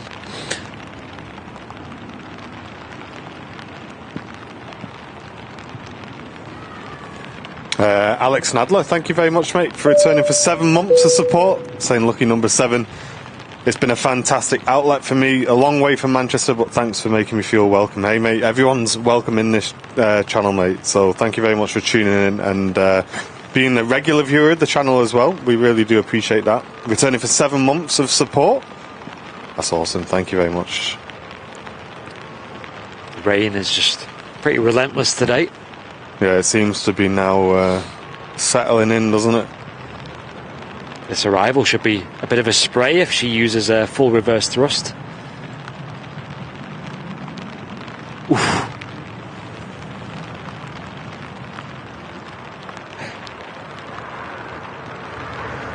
There you go.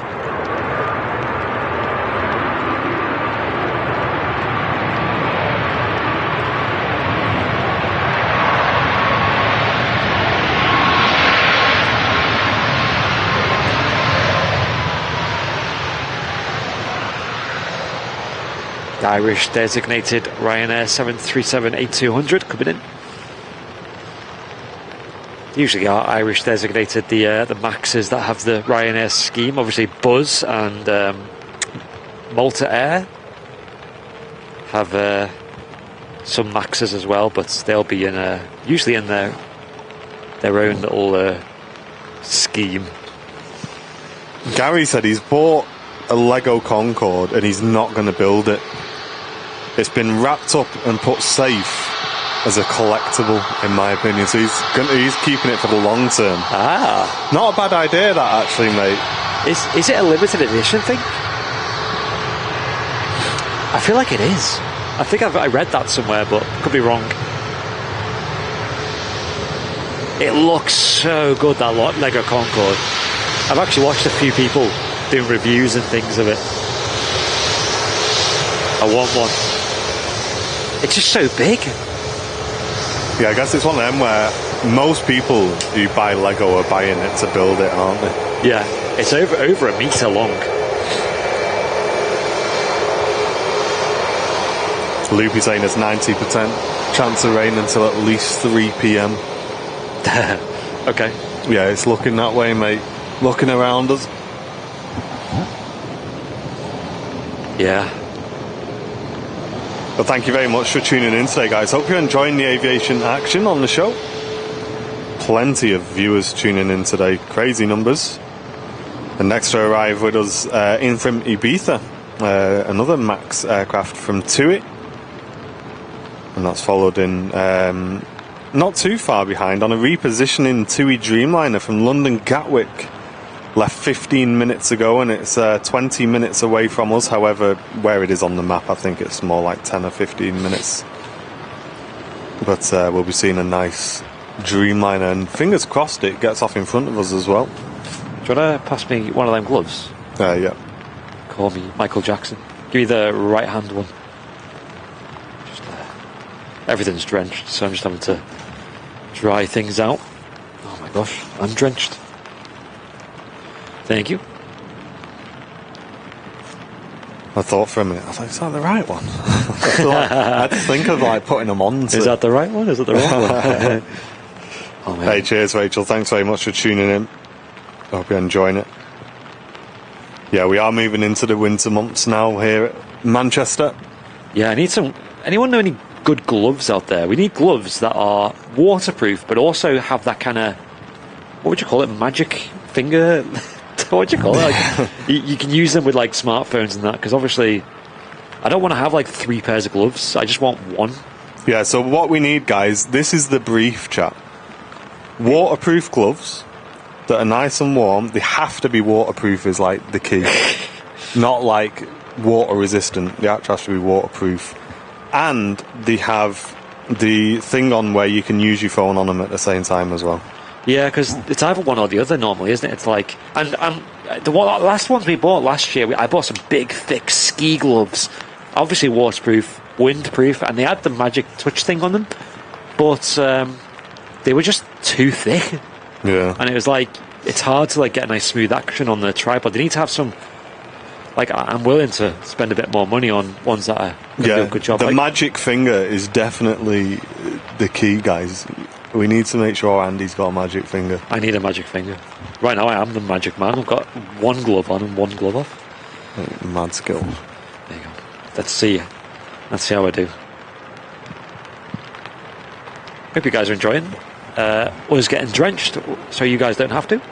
Mods will have to take screenshots of all these recommendations. Yeah. I'm just seeing if anyone's got any particular brand they use that they could recommend. Because I'm going to forget these brands before we get home. Yeah, mods. If you wanna, if you wanna just get a screen grab for us, that'd be nice. Who's going to be the first one to say washing up gloves? I mean, they're Mate, no cap, they are actually waterproof. They are waterproof. They're not going to be very warm though, right? Yeah. Yeah, because we're obviously planning on streaming throughout the whole winter, so you'll have days where it'll be cold, it'll be windy, it'll be rainy, it'll be snowy, all at the same time. So, yeah, want to be prepared. Hey Sock, thanks for tuning in. Hello. Check them, I've just sent you. Matt Smith, man. Let me have a look. How do I know this is not going to be a good recommendation?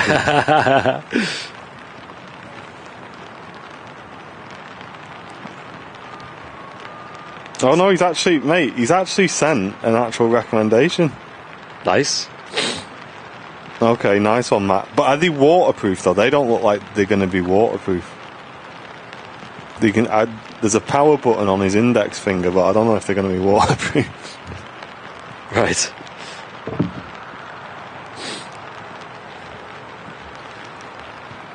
Like I said, as long as they're, what would you say, flexible, they kind of, you can, they're not super restrictive, because obviously with the camera, even these gloves are a bit restricted. Absolutely, yeah. Come and say hello to us. We recommend, if you want to come and say hello and have a chat with us, just come over when the stream's finished, because we'll have more time to spend with you then. Because if you come up when we're trying to set the stream up, we're usually a bit preoccupied, and I always feel bad doing that, because I know you guys want to chat to us, but our brains are in like setup mode at that point. So yeah, if you come over once the stream's done, that'll be the best time. Yeah, the beanies are already on order. They should be arriving this week, hopefully. I know we've got a couple of customers waiting on those already. Them beanies surprised me last year, because they're water resistant, and like a lot of time I'll just wear them instead of like a hood, and they'll be fine. Like, I do the same with my cap. Oh yeah. Yeah, Gary, I was waiting for one like that, dude. Apparently Ann Summers have got magic finger gloves. Oh no.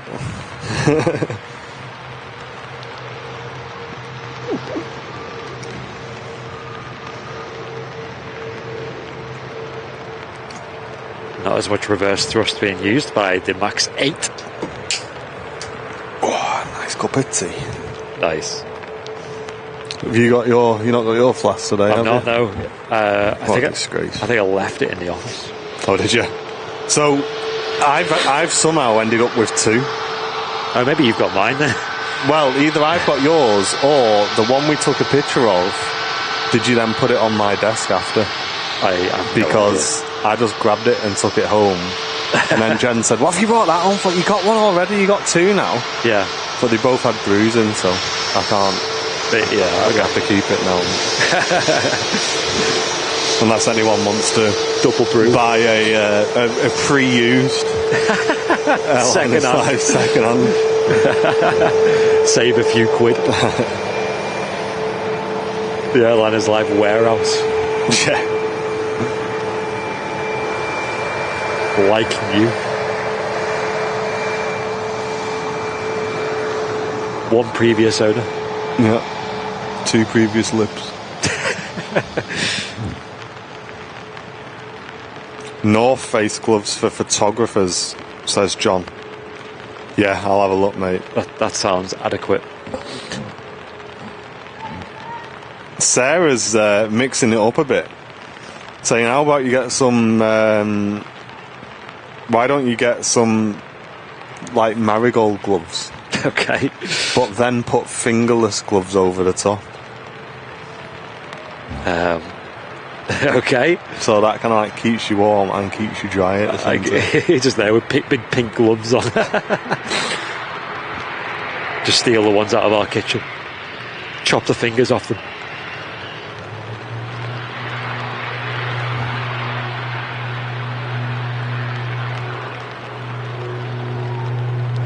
Another ATR on a departure on the south runway, heading out to Belfast.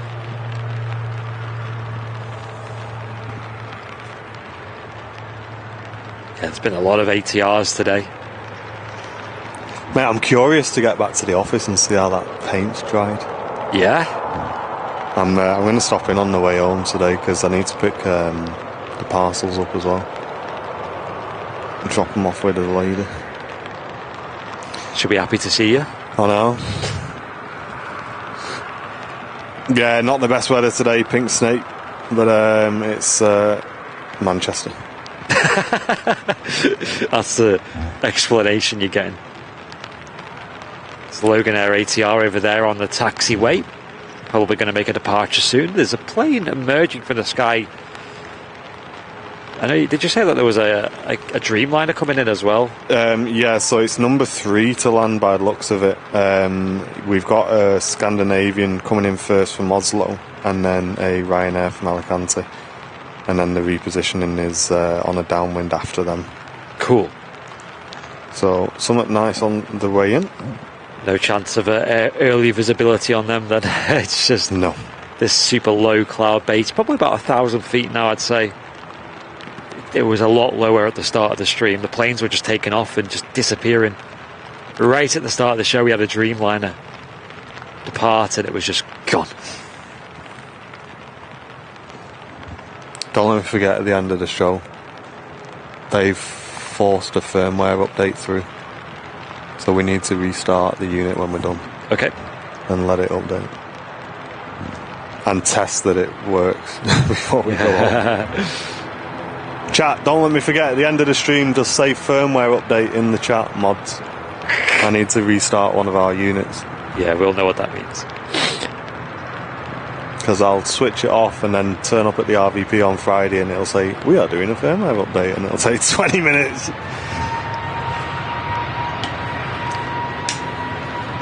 Beautiful Scandinavian Neo in that new current scheme. Cheers, Mike. Glad you're enjoying the stream. Tuning in from Bredbury. You get a nice view of them flying over the top normally. I guess not today, though. Used to do a few jobs in Bredbury Hall, actually.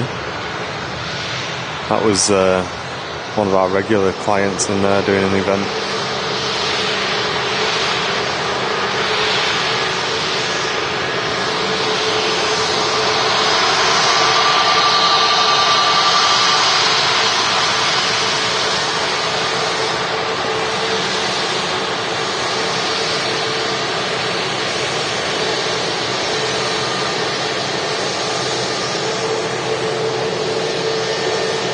Oh, we got the Urini ATR 72 taxiing out as well. The aircraft with the camera fitting on the nose there for the extra peripherals for the pilot. Spoke about it earlier in the stream. Just a little tip of the nose there. Hey up, Susie. Hope work's going all right. And Joanna tuning in from the Netherlands. Welcome in.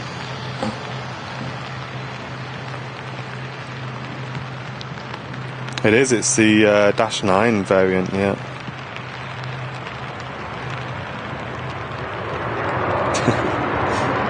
The mod's just spamming it in our show alert chat.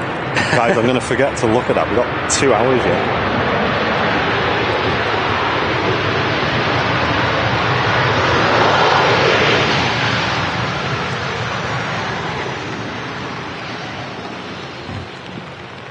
I'm really looking forward to tomorrow, though. Yes. Get another episode filmed. I mean, to be fair, since we're recording it in the new method, the actual editing and stuff won't take long at all. No. So yeah, it shouldn't take long for you guys to see the next episode.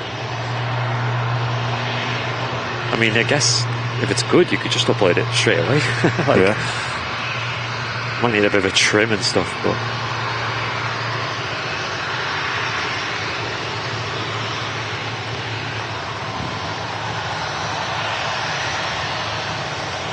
there she goes, the very pretty Urini ATR, runway 23 left.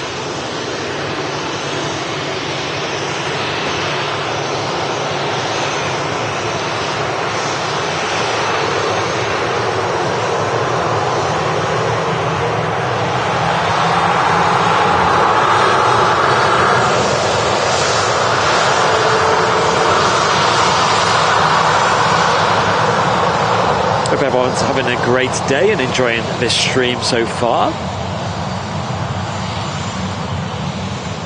Matt just saying the Qatar triples are 30 minutes out. Oh, nice. That's really going to kick up a bit of a fuss, isn't it? Yeah. And there's a 757 in front of that from Parma. Nice. Be another nice arrival. I wonder when the Iceland Air is going back out as well. Yeah. Let me have a look. At the moment, we've got the Northern Lights special in again with Iceland Air for the second week in a row. The last time we had it on Friday on Matt's show, and then we had it on Sunday. We had not that one, but the Glacier special, and now back to back to back Iceland Air specials of the Northern Lights again. All right, I didn't hear that, Mike. I've not heard that yet. 1:05, the Iceland's due out. Oh, right, okay. So not long to wait for that. Yeah, Amatune, there's lots of props on today's show. Take care, Sock. Thanks for tuning in. Cheers. And thanks everyone for the merch orders that are coming through to the show today. Really do appreciate it. If you are enjoying today's stream and you'd like to support the channel, the best way to do that is by gifting memberships, and you can do that by clicking the dollar symbol, then clicking gifted memberships. It gives new viewers of the channel a taste of VIP, which is awesome. Welcomes them into the community as well. We've had 11 new members on today's show so far. Yeah, Paul, me and Andy have spoken about that before, and although the wet shows aren't the best for us, they're definitely the best for the viewers. Because they really do add like another layer to the show, we think, in terms of like how dramatic it looks and stuff. Yeah, so the winter, although we're not looking forward to it, I think it'll be really, really good. It'll be worth it for, you know, the windier days, the rainier days, colder days. Even like seeing like the de-ice on the wings and stuff, and yeah, that's going to be cool. I'm honestly looking forward to like doing a few Southside photo trips as well. Yeah.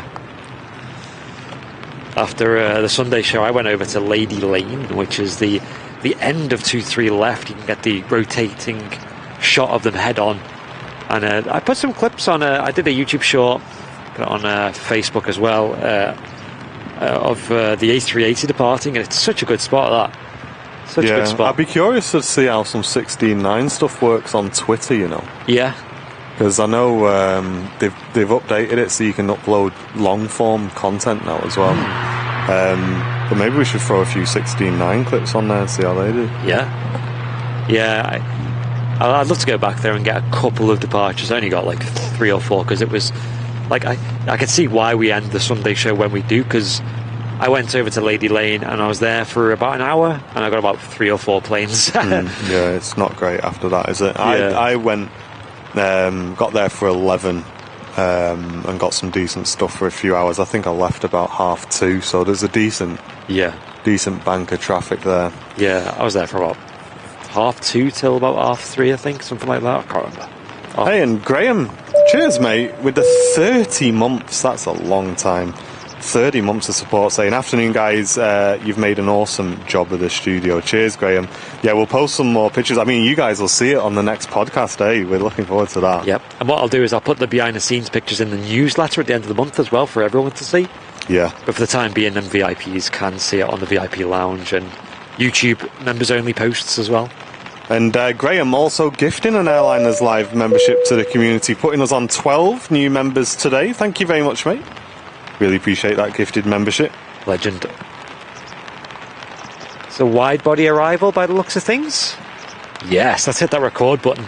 Yeah, this is that dreamy. Might not use as much reverse thrust with it just being a reposition in flight, but we shall see. The rain is getting heavier and heavier.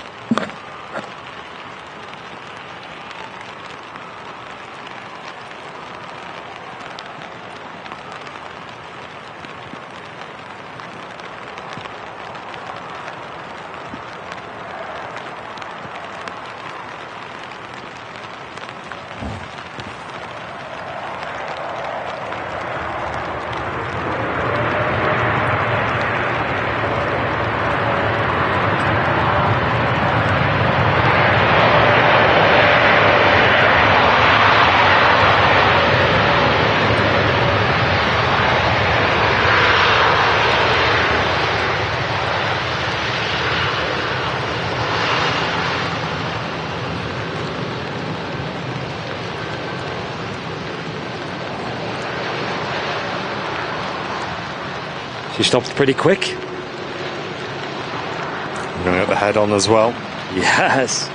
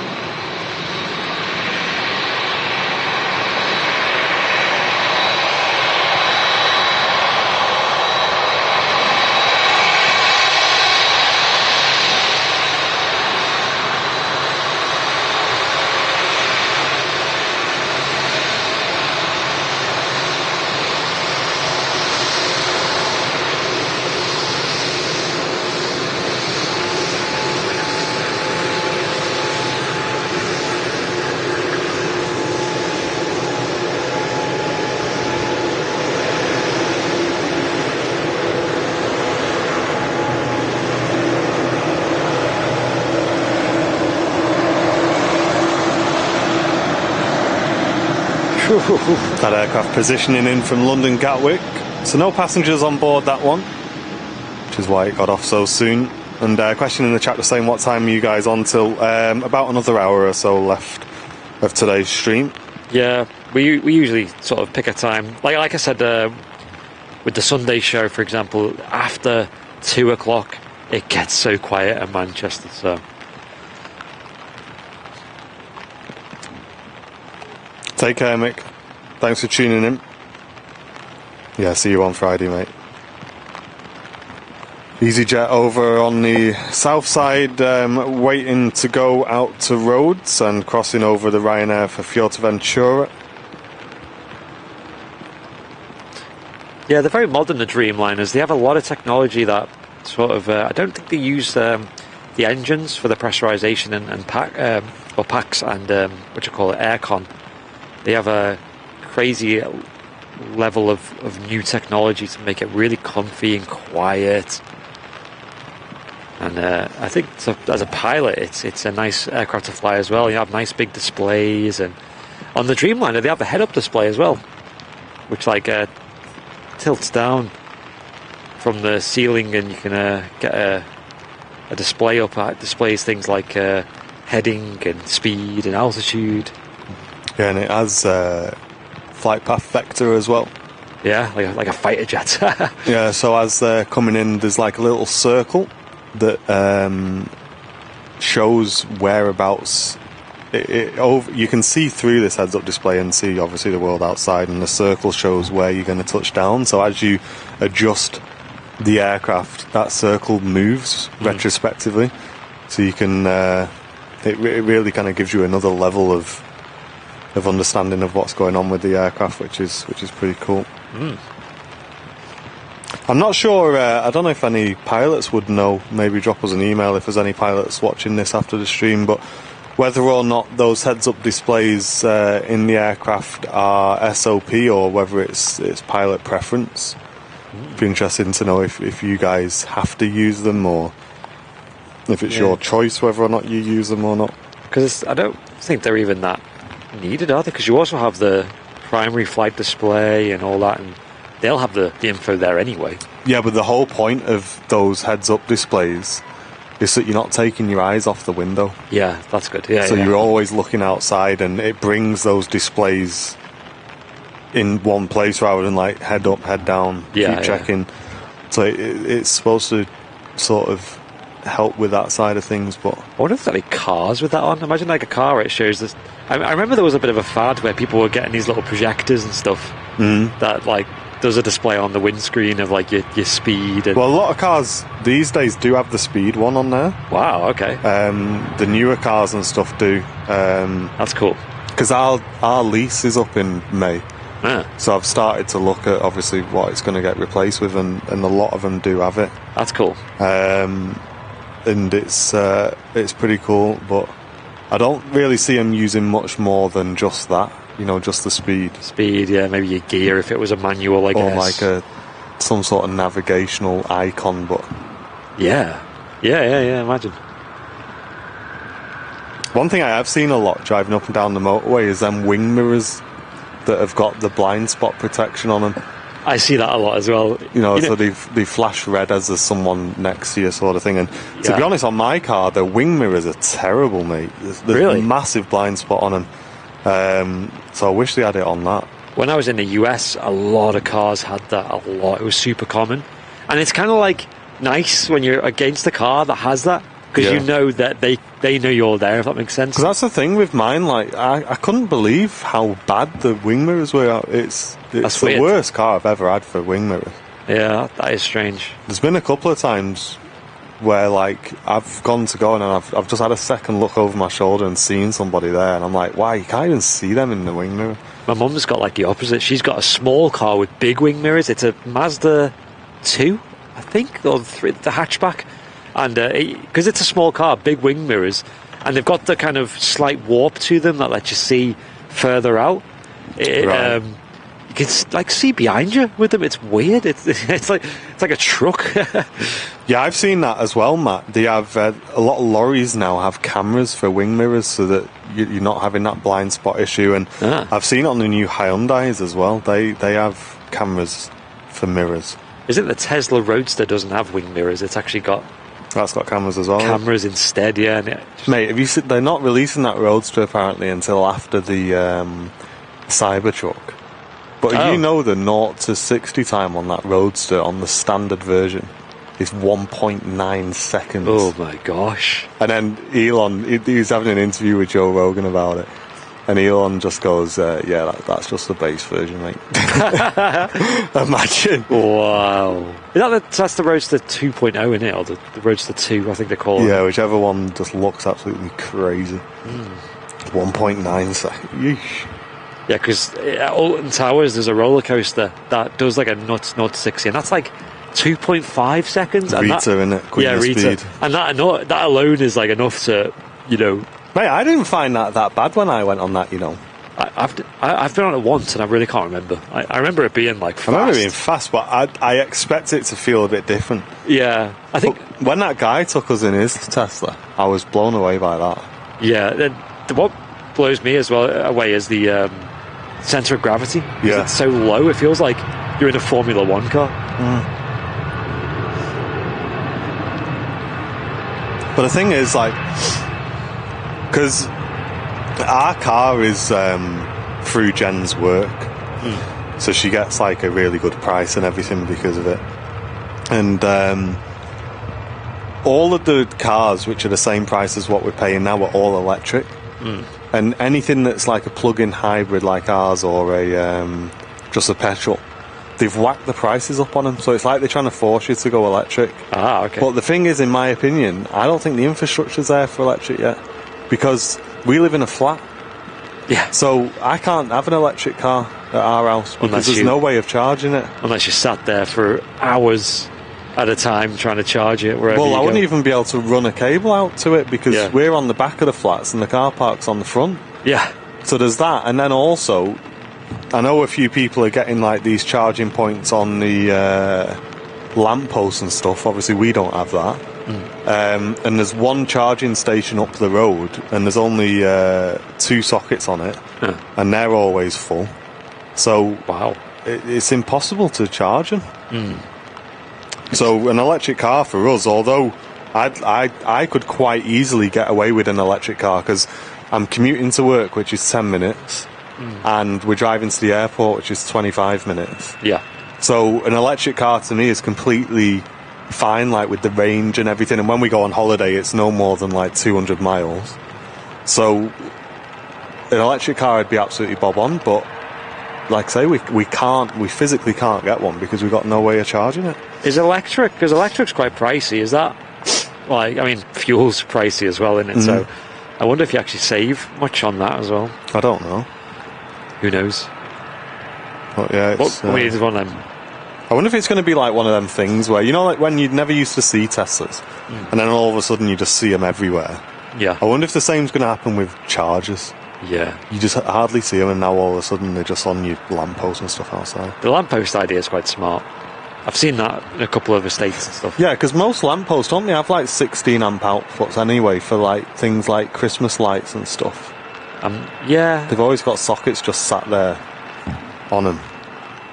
Might as well use them. I know that the latest Tesla as well, is the Model Y, it's actually pretty affordable as well. Like, we're talking... Well, that was one of the ones. Yeah. That was one of the ones that was available for us at the price we're paying now, but again, I can't get one. Cam's saying he has a Model Y, it takes 45 minutes for a charge. Yeah, but I guess, do you charge it at your house though, Cam? That's the thing. Or is it a supercharger? There is a supercharger in the Trafford Centre, isn't there? Yeah, but what am I going to do? Like, every few days just go and sit in the Trafford Centre for an hour? You know what I mean? I don't know. No one's going to do that. Like, as much as it's a nice idea and you think, oh yeah, I don't mind, it's only 45 minutes, that'd get boring very quickly, you know. Yeah.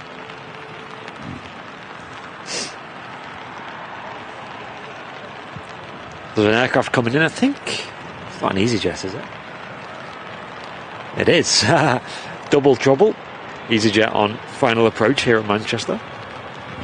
Amatrine saying, I live in the country, and if we get a storm, we usually get no electric. Whoa. So that'd be like impossible for us, yeah. That's a thing as well. Yeah, you're the same, Jenny. So that's what I'm saying. I think because there's the way our houses are and stuff, and especially like say people in flats and things like that, it's just not possible unless, and I've already asked our guy in the flats if he'll put chargers in, and he just said no, so I've got no comeback on it, you know what I mean? I even said I'd pay for it, and he still said no. I don't have one at home. Right, so you charge yours at the Trafford Centre, do you, Cam? Right. Yeah, I just think, I'll be honest, mate, I don't think I would do it. I think I'd just get wound up with that.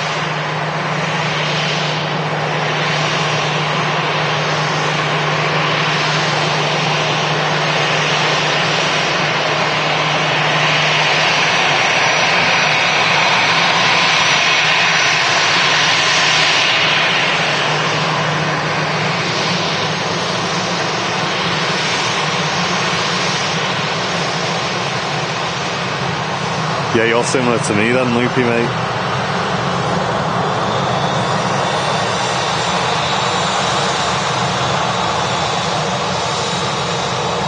Oh, John installs EV chargers, eh? That's cool, John. But you can put one in on the slide, just hide it in the bushes at my flats, mate. Don't tell anybody. What we'll have to do, John, is we'll meet at mine at like 3 a.m. when everybody's asleep, and we'll just sneak one in, mate. They should do them at the RVP, because then it's like I'm looking over. On our work, looking at them.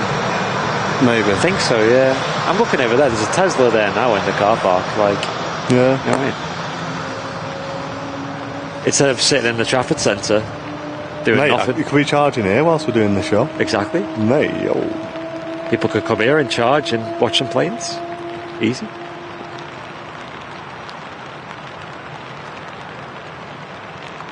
$757 about to insert the ILS. Cheers, mate. Amazing. That triple probably isn't far now as well, I imagine. Hey, cheers, Phil. That's awesome, dude. Yeah, I do love the Tesla cars. I think they are cool, but yeah, I just don't think it's for me. I think when I get my own house, it'd be a bit different, but let's be honest, who can afford their own house in 2023? Exactly, yeah. You know what I mean? And we're not on a bad wage, guys. We're very fortunate, and it's out of reach for us, you know what I mean? So yeah, I don't know how it's done these days, I'm afraid. because I saw this thing online, weren't they saying that, like, back in the day, wages were obviously lower, but didn't they say it was like 2 or 3 years an annual salary to get a house? So Wow. your salary times 2 or 3 or something, you'd be able to get a house. And now it's like 15, 20 times. Even at today's rate. Yeah. Andy RC saying, I wanted a Tesla. Now they're the new Mondeo. Yeah, there's a lot of them around now, isn't there? Electric cars. Yeah. Yeah. In Ellesmere Port, where I used to live, there was the Astra factory, so a lot of Vauxhall Astras were made there. I think most of them were. And now that's been converted to an electric van factory, I think. Making Vauxhall electric stuff. Yeah, I have thought of self-charging hybrids, but the one I've got at the minute is a plug-in one. You can get plug-in hybrid SUVs. I think, is it Mitsubishi who do? Yeah. They look pretty smart. Yeah, there is a few options. I was looking at buying one, but just didn't have the funds. Hey Doug, welcome in, mate. Cheers for tuning in. Just found £1 in my pocket. Bargain. Hey.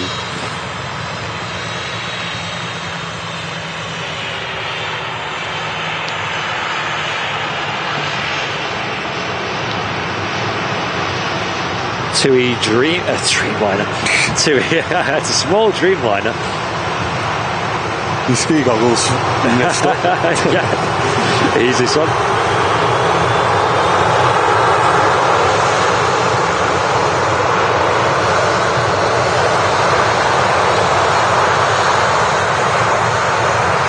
Qatar triple is on the downwind leg. And the Jet 275 in from Palmer is just established on the localizer now. That build is very short. Thanks for tuning in today, guys. Really impressive viewer numbers today. We really appreciate it. Yeah, Matt Smith just saying there's a Virgin A330 on the taxi out at the moment. Cheers for keeping us updated, Matt. Deep Ocean, no, mate. Sorry. No.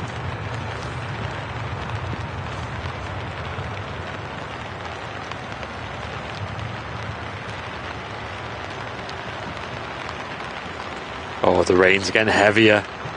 Yeah, it's really picking up now, isn't it? Yes. Gotta see it on that, I guess. Luckily the wind's blowing not into the lens this time. It's behind the camera, so it's just me getting soaked rather than the camera and me. Oh, nice, Jordan. That's pretty cool, mate.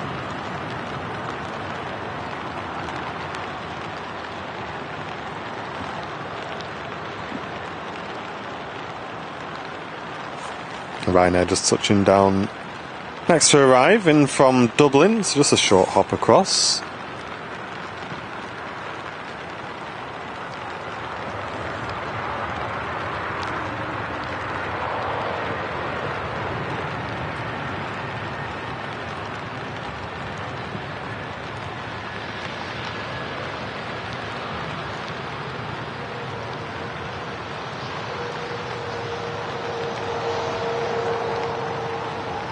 Hey, and Mike, thank you very much, mate. Sending in a £5 donation, saying excellent show as always. And now at Heathrow from Manchester and watching from there on our way to Singapore for our 30th anniversary.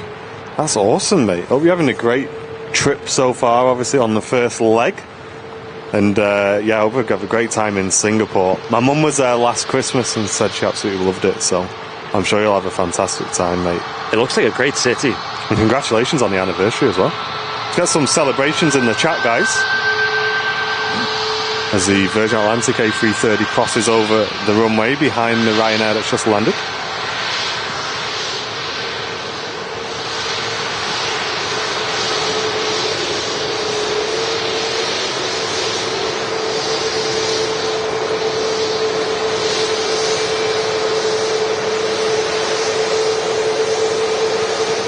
Pretty high nose wheel, nose gear on the new plane.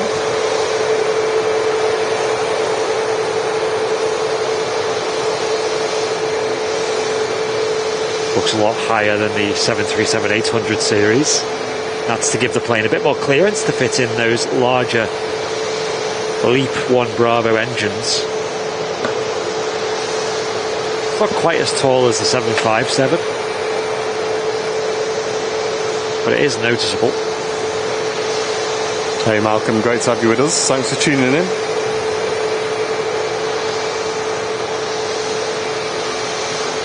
Speaking of 75s, here comes the Jet 2. Classic airliner.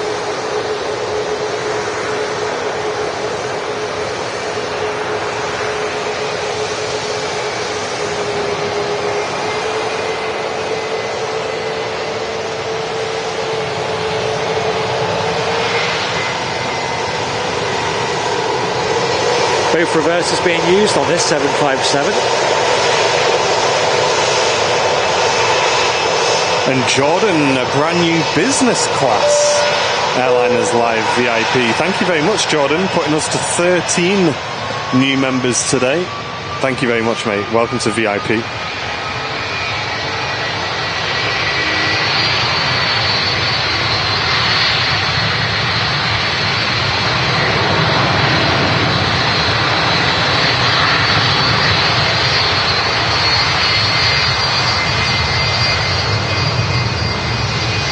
The Virgin Atlantic blasting off on the south side to Orlando.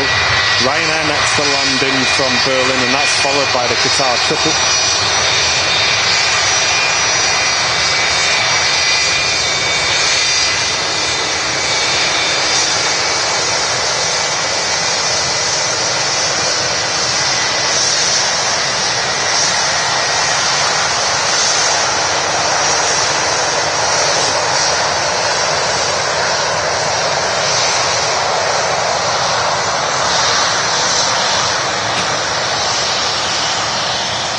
Lovely catch by Jet 2 coming in. So fortunate to have so many 757s at Manchester. Obviously, we should be soon expecting the departure of the Iceland Air Hekla Aurora special. So stay tuned for that. Should catch that during the closing stages of today's show.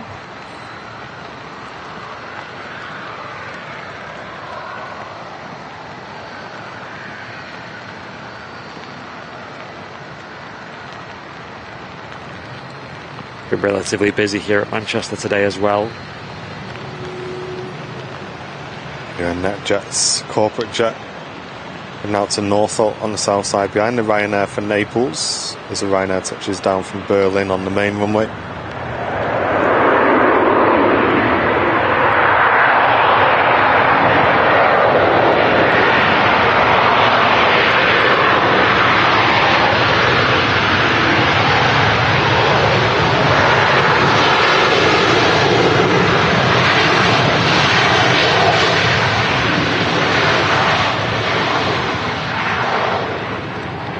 Bit of a blow dry on the runway there from the two CF56s.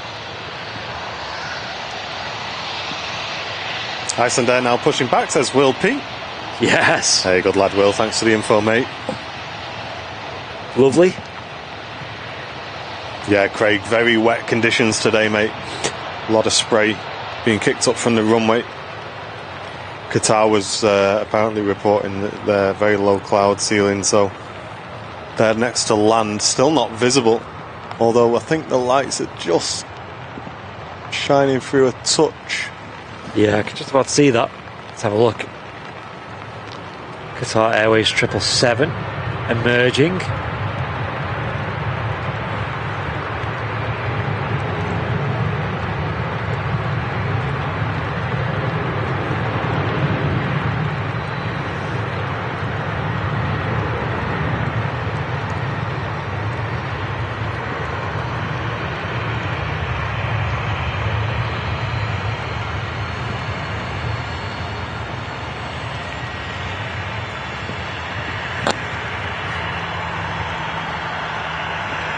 Cheers, Jenny.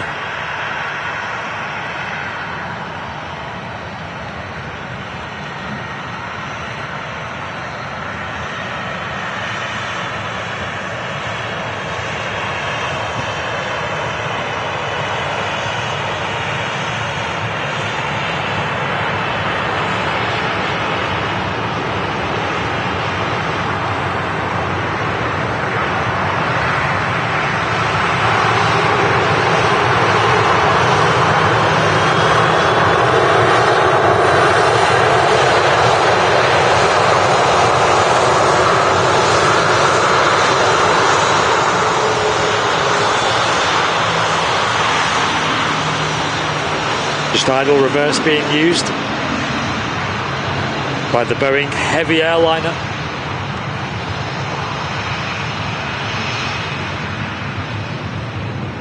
Super low clouds as well. You're seeing the plane really emerging there in the final few hundred feet. And there's the Iceland Air taxiing out. Whoa, yes. Great timing. Look at that beauty.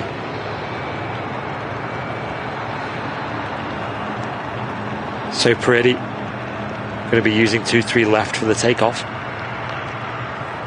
On her way back to Iceland, its capital of Reykjavik.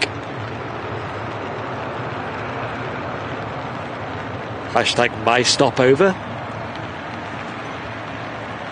was given to this.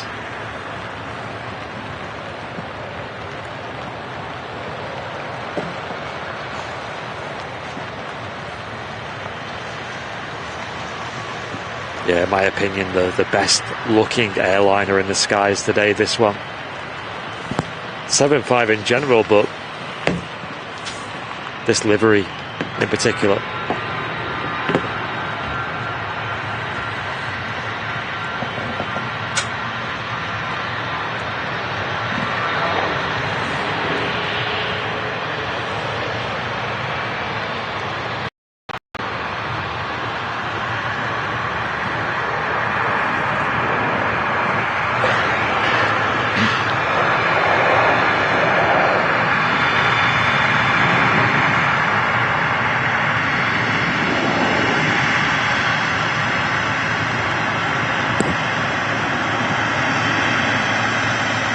Aurora, Northern Lights Special.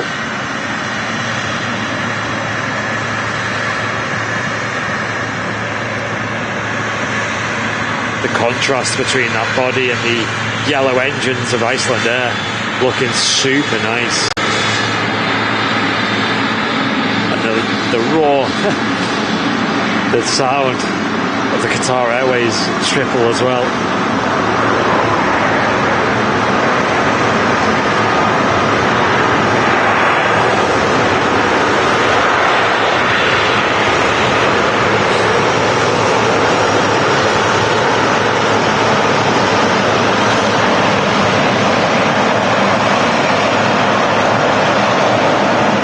So pretty. A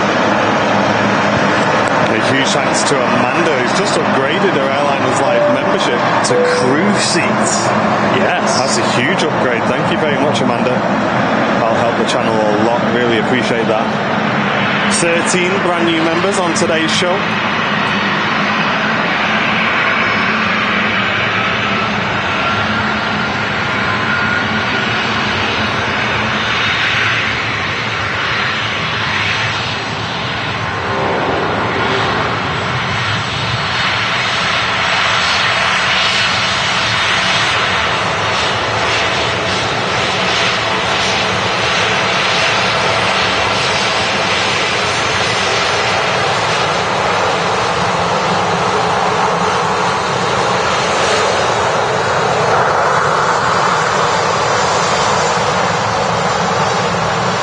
Adios to the beautiful Northern Lights Special Iceland Air.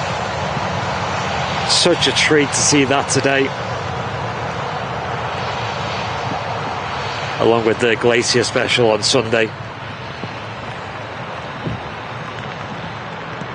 Ryanair 737 going to be next to take off on runway 2 by the looks of things. She's usually quite a late entrance to the runway. I think the rain is heavier today than it was on mine and Matt's show. I'm certainly getting more drenched this time round.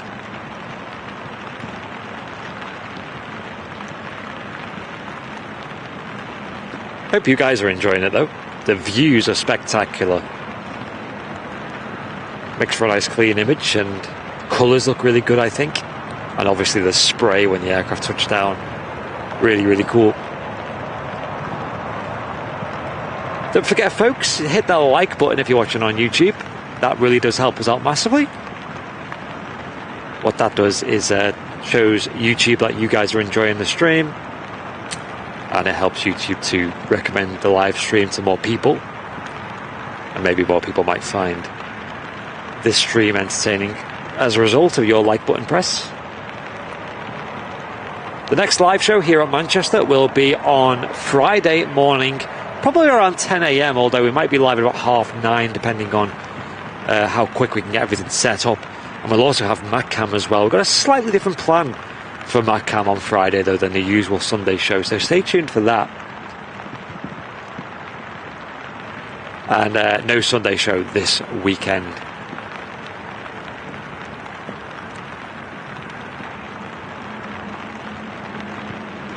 Yeah, Ollie, I agree. More airlines should be looking to do similar liveries. Like I said, guys, in my opinion, it is a really, really good advert for like the likes of Northern Lights, the glaciers, the beautiful landscapes and views that Iceland offers. You know, and just like Emirates with the Dubai Expo and Destination Dubai now, like these liveries do act as a good advert. And even like when we flew with Singapore Airlines to Houston, the onboard safety briefing video had like some spectacular views of Singapore in there, and it was like a big advert for the country. So we kind of left there like, yo, I kind of want to go there. It looks great. And I think more airlines should do more special schemes like it. I know they're expensive to paint, but I think they actually serve as a good advert for the country and also for the airline. Because, you know, when you think of Iceland, you know, after seeing that livery, you're going to go Iceland Air is like the default thought process to check prices and good starting point. I know also EasyJet fly to Reykjavik as well from Manchester. I'm not sure if that's a seasonal thing. I've not seen a flight do that for a while. No, having a look down the approach path, we do have a 7.6 that's due in about 10 minutes time. And then we're at Ryanair and EasyJet World. I see Captain Mark's in the chat. He said he's just touched down. Hey, nice one, mate. Hope you had a good flight. Yeah, good to see you.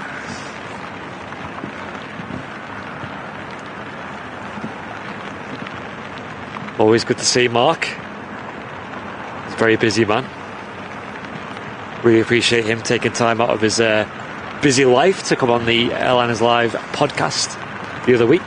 Cheers, mate. It was epic.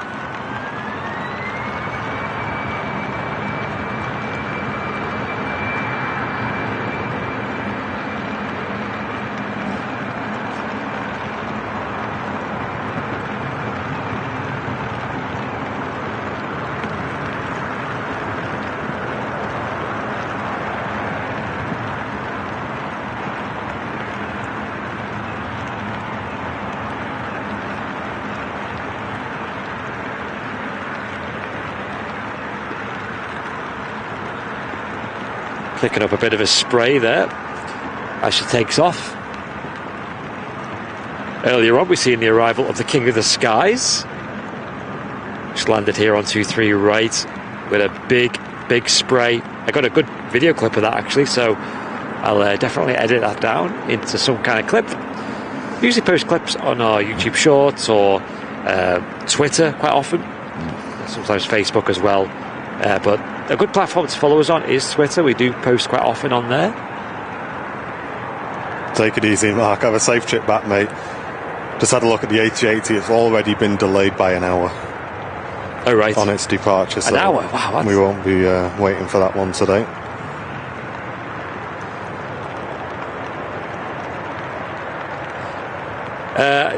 Thinking, Mike from the Aviation Society had an interesting theory about the A380 delays. It might not just be on Manchester's end. No. Because obviously Dubai is super, super busy, and a lot of time the planes will have to hold for a significant amount of time. So what they'll often do is try and time the departure so that the arrival is roughly at a good time for the plane to just fly straight in or have minimal holding. So the delays could be also that. It's hard to tell. But then again, like when you look on the ground, sometimes it could be like half an hour after the scheduled departure time, and they're still loading luggage on. But I guess that's okay for here at Manchester, because we just got the one gate which is solely for that A380, right? Yeah. And no one else uses that when the A380 is not there. But in other airports, like surely, like much bigger airports especially, they can't just have A380s just sat there taking up stands, can they? I guess so, yeah.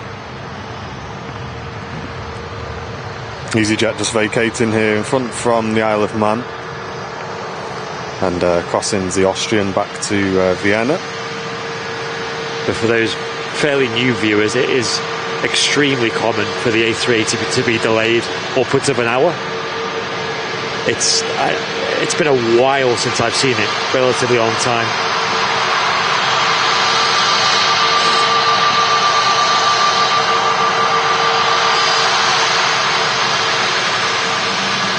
It's been maybe, even like 20 minutes late is very rare. Yeah, I don't remember the last time it went out on time, to be honest. No, I think maybe half 2 seems to be the standard departure time for the C80. Yeah. And yeah, sometimes as late as 3. Still seems like, I mean, a lot of airlines seem to have sorted it now. I mean, TUI were quite well known for a few delays here and there, but they seem to have really knuckled down, and a lot of their flights run on time these days, and same with a lot of the other carriers, especially like Ryanair and Jet2 seem to be pretty punctual at Manchester. EasyJet as well, although they do have sometimes the odd sort of holding before the runway thing. But all in all, it's quite rare to see an EasyJet flight running pretty late as well. But should we give a massive shout out, ladies and gents, and a bing bong as well, here we go, for everybody who's watching at Evergreen School, who's currently got the show on in the classroom, because it's a very wet lunchtime there, and asking for a big shout out. So Mr. Pendleton says everyone can have 5 minutes extra on lunch break. Tuning in. Thanks everybody tuning in from the Evergreen School. Hope you're having a great day, guys. That's sweet. Yeah. I always remember that, like back when we were in school and you have the wet lunches and you're kind of just sitting in the classrooms and stuff. Everyone dives into the canteen and it's manic. So the big question is, does the Evergreen School have a school bell? Because we were talking about this yesterday, weren't we? Yeah. In the office. And at my primary school, we actually had a handheld bell, right? And what you'd do is you'd have a few kids, including me, by the way, who used to sort of hang around the dinner lady when there's about 5 minutes to go on lunchtime. Oh, can I ring the bell? Can I ring the bell? And she'd go, all right, go on, get it. And you go and get it, and it'd be on its like stand, and you pick the bell up, and you try and hide it behind you so that none of the other kids knew that it was, even though they must have knew it was the end of lunchtime, but you're like, oh, I don't want anyone to know I'm about to ring the bell. And then you think you're going to catch them by surprise, then you just ring this bell as hard as you can. They're like, a good go. I used to love that. Yeah. 10 out of 10. But I think you said you didn't have one in your school, did you? I think we did in primary school, but right. Then as it got to... In high school, it was an automatic one. Yeah, it was like a buzzer almost, like on the wall. Yeah, that was it. I think they had bell monitors, but when the bell monitor wasn't in, you knew that was your time to have a go. Yeah. Yeah, you had to get picked to do it. That's it, yeah. You see what I mean? There you go. Everyone had it. Did you put Ours was on like a little table with like one of them little carpet mats that it sat on. Yeah. And then Bell duty, yeah, that's what it was called. Yeah, bell duty, yeah. I guess the bragging rights stay with you for the rest of life. Mate, I had to go. Put it on your CV. Mate, I had to go. Yeah. I don't think I ever did. Could you not do it a bit earlier? Like, you cheeky minute early? Yeah, just to fool everyone. I mean, you gotta watch out, mate. No school bell here at Evergreen, unfortunately. Or thankfully, whichever way you look at it. There you go. Yeah, I used to love ringing the bell. And used to love, like, because at our school we had the concrete playing area outside. Yeah. But we also had a grass one, like, right next to it. Yeah. And obviously you weren't allowed on the grass most of the time. Yeah. But sometimes, just as it was getting dry enough, I remember all the lads who used to play football were always asking, can we go on the pitch, can we go on the pitch? And the one time they said yes, all the lads just legged it out, just booted the ball onto the pitch. And everyone's there just putting their jumpers down, playing a bit of football. We had one of my best mates in school called Joe, and one of the houses like backed onto the school field. So whenever the field was on, we'd go to the house, and if his mum was home, she'd like smuggle biscuits through the back of the fence. Yeah, no way. And he had a dog as well. The dog would come up to the fence, and we'd like spend the whole lunch break just like chilling with the dog. That's cool, isn't Sometimes the dog will get over the fence into the school field. Yeah, there was a kid at ours who was naughty, and he lived the same. His house backed onto the school, and whenever he got in trouble and he started shouting, he used to just go home. He'd just walk through, he'd lift the fence panel up, go underneath and just go home. Everyone knew where he'd gone. That's so funny. Just playing on his PlayStation or whatever. Everyone else is in class. Yeah, and I think I've said before on the stream that our school in high school did like cross country. And the loop it wasn't really cross country, you just ran around the block. Yeah. And the route they took went past me and my mate's house. So we used to just go, sit in our garden for a bit, chilling, and then go back and just say, yeah, we're just dead slow running. Just sit there chilling. Was anyone listening at Evergreen? That is not the way to spend your childhood. No. Be a good student, listen to everything you've been told, and don't do what we do. And do exercises in PE or whatever you call it these days. Because make sure you bring your PE kit, because you don't want to wear a PE kit from the bargain bucket that's in the. It's been in there, some crusty PE kit in there for God knows how many months. 7-6 on short finals. Cheers, Matty. Keep an eye open for that. Is that the plane? I don't think that's what we can see. Is it? Yes, it is. Yes, this is one of the Boeing airliners that are classic. They are pretty old now here at Manchester, and people have told us in the chat, I've not heard it officially, that the days are numbered on these planes. They might not be around for much longer. So if you do fly with TUI, especially in the next couple of months to somewhere like Espargos, they sometimes use them, I don't know, sometimes to the Canary Islands and stuff. Sometimes Turkey. You might end up on one of these. And I'd be very jealous if you do.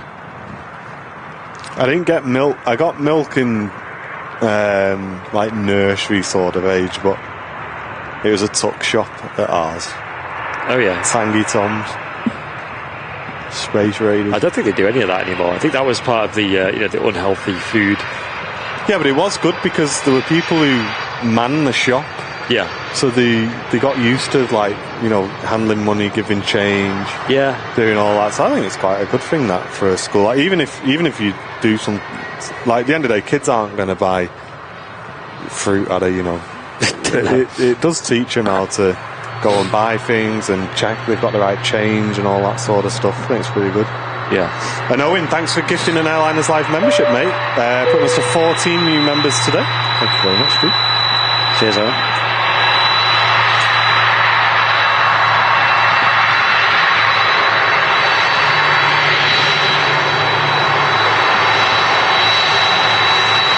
The sunshine has arrived.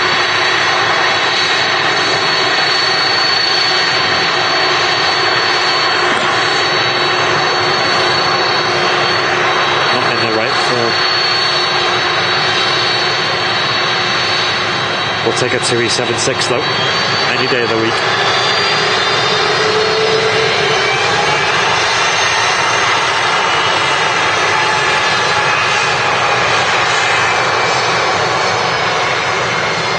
Right, so apparently lunchtime's about to finish, ladies and gents, at Evergreen School. Aww. So we're going to be the bell monitors today. So let's get some bell emojis in the chat. Everyone start spamming the chat with them. We'll put a bing bong as well. There we go. Have another one. And that's it. Done for today. Thank you very much for tuning in. And I was just thinking about that while we were just watching the planes then. What a nice thing, mate, for Airliners Live to be on, you know, in a school lunchtime. That's a pretty cool thing, mate. So thanks very much for that. I was kind of thinking, wow, like, must have a lot of trust in the channel, you know, to make sure that it's moderated correctly and we're not talking about things that maybe they'd be worried about and stuff. Yeah. So yeah, that's pretty cool, actually, mate. Thanks very much for doing that. Appreciate that. And we do make an effort to try and, you know, keep the knowledge level quite broad, that, you know, people who are new into planes, even young ones, can learn a thing or two, and then obviously span up to more advanced people. So I think that's important. Could you pass, see that USB wire there? Yeah. I reckon you could plug it in and pass it up. This has died. Oh my gosh, everything's soaked.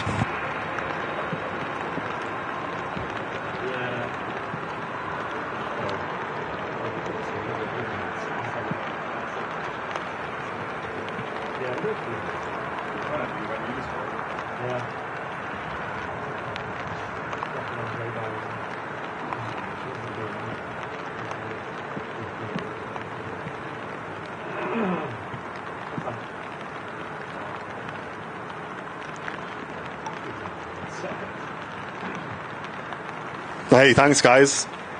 Lots of emojis in the chat. 1:30 lunchtime finishes. I'm trying to remember what time our lunchtime was in school. Yeah. Can't remember. I can't remember either. Man, the thing about, like, I've noticed though with picking Dakota up and dropping her off and stuff, if you start school at 8:45, finishes at like 3:30, which is pretty standard. And when I was in school, that felt like a long time. You know, did. like, but now it's like, that feels like I'm in the office and that feels like nothing. 6 hours. I know. Just over 6 hours, whatever. 6.5. I mean, we usually do 3 or 4 hours on a stream. Yeah, I remember the same as you. It felt like you were there forever, didn't it? Yeah, it just drag it. And then like the last few like lessons would just go on, and then we had like 5 lessons in a day, I think. Yeah. And it was like a morning break, then lunch, and then it's like 2 or 3 lessons, and then you go home. Yeah, it's crazy, isn't it? Yeah. Massive shout out to Lewis and Jean who are tuning in, watching the show. Appreciate it, guys. Hope you're having a great one. Did you ever have like detention or after school detention or anything like that? In secondary school, I did. Yeah. Only 2 or 3 in the 5 years or something I was there. And then the only time I ever got put in isolation wasn't because I'd had a fight or anything. It's because I turned up in school with trainers on. And I went to what I thought was the friendliest teacher to confess. Right. Because I knew it was against the rules. But at that time, my mum and dad had split up. And I'd left my school shoes at my mum's. Yeah. And I was at my dad's. And I only had a pair of black Nike slip-on trainers with a white tick on them. And I even destroyed my trainers, colouring them in before I went with black on my tick. And I still got put in isolation. I thought, I can't believe that. Oh, no. So not only did I get put in isolation, I had to tell my dad I'd coloured in my trainer. But yeah, no, I wasn't really... to be honest, and I kind of said it a lot on the channel with mental health and stuff, for me, school was quite difficult. I had a lot of anxiety and stuff at that age, and it kind of took over school for me. So for me, like, I wasn't really naughty because I kind of had enough stuff going on, you know, to not really have time to just be messing about. But I was a bit of a joker. Like, when I went months and stuff where I was fine, and I was known for, like, just having a bit of a laugh was my kind of problem in school. And I think on a lot of my school reports it was, he's doing well but could be distracted less and could try harder, you know what I mean? That kind of thing. I was pretty introvert. I didn't have many friends. Not like I was like Billy No Mates, but I just didn't. I've never been like super social, and even now in life, it's like I wasn't in the cool kids. I think I had like 3 or 4 decent friends in school. I used to play football. That was probably the most extrovert thing I did. Mate, we didn't. We weren't allowed to play football. Were you not? What? Nah, the cool kids didn't like us enough to let us play football. And if they did, they put us in goal and just kicked the ball at us, so we never played football. We started our own, like, I think it was kind of me, like, who started like a football club, and we got to the point where it got so popular, we had too many people. So I remember one day, we had a game where it was like 30 people versus 30 people, and just the one ball in the middle, everyone just charging towards it. It was just ridiculous. Yeah. You'd be lucky just to get a touch of the ball. I remember I played, there was a club after school once, and it was hockey. Yeah. And I got smacked in the head with a stick, didn't Ow! Oh, the wooden ones. I? Yeah. Oof, mate. Nearly sent me west. That is dangerous. Not on purpose, it was one of the quietest guys in the year. But he felt bad. He did feel bad, and he gave me a right whack with it. It was my own fault, I came up behind him, and obviously it was my first time playing, so I didn't really know. Yeah. And he went to whack it and smacked me right in the nose.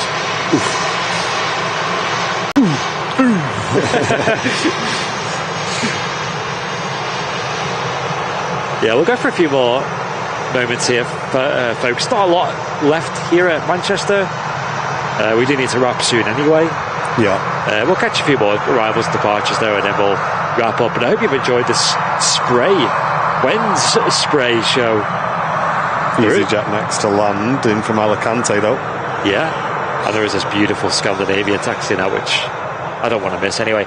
Again, is that EI6? I think it is. She must live here at Manchester, because we see this plane all the time these days.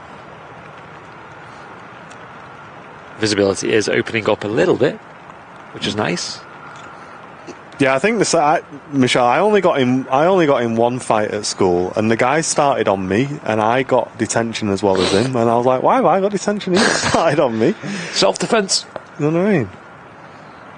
Yeah, I think school for a lot of people was quite a rough time, because it was for me in a different way. But I know Jen, I don't know if she said on the show before, but Jen did struggle a bit with bullying in school as well, and I know a few people in the chat are saying the same. I think it varies. I think school for some people is like, they look back on it and go, wow, how good was school? But yeah, for me and Jen, and I know a lot of people in the chat, you're kind of glad it's done now, you know what I mean? I know. There was some good memories, but all in all, I remember just being like, yeah, I can't wait to leave. Yeah.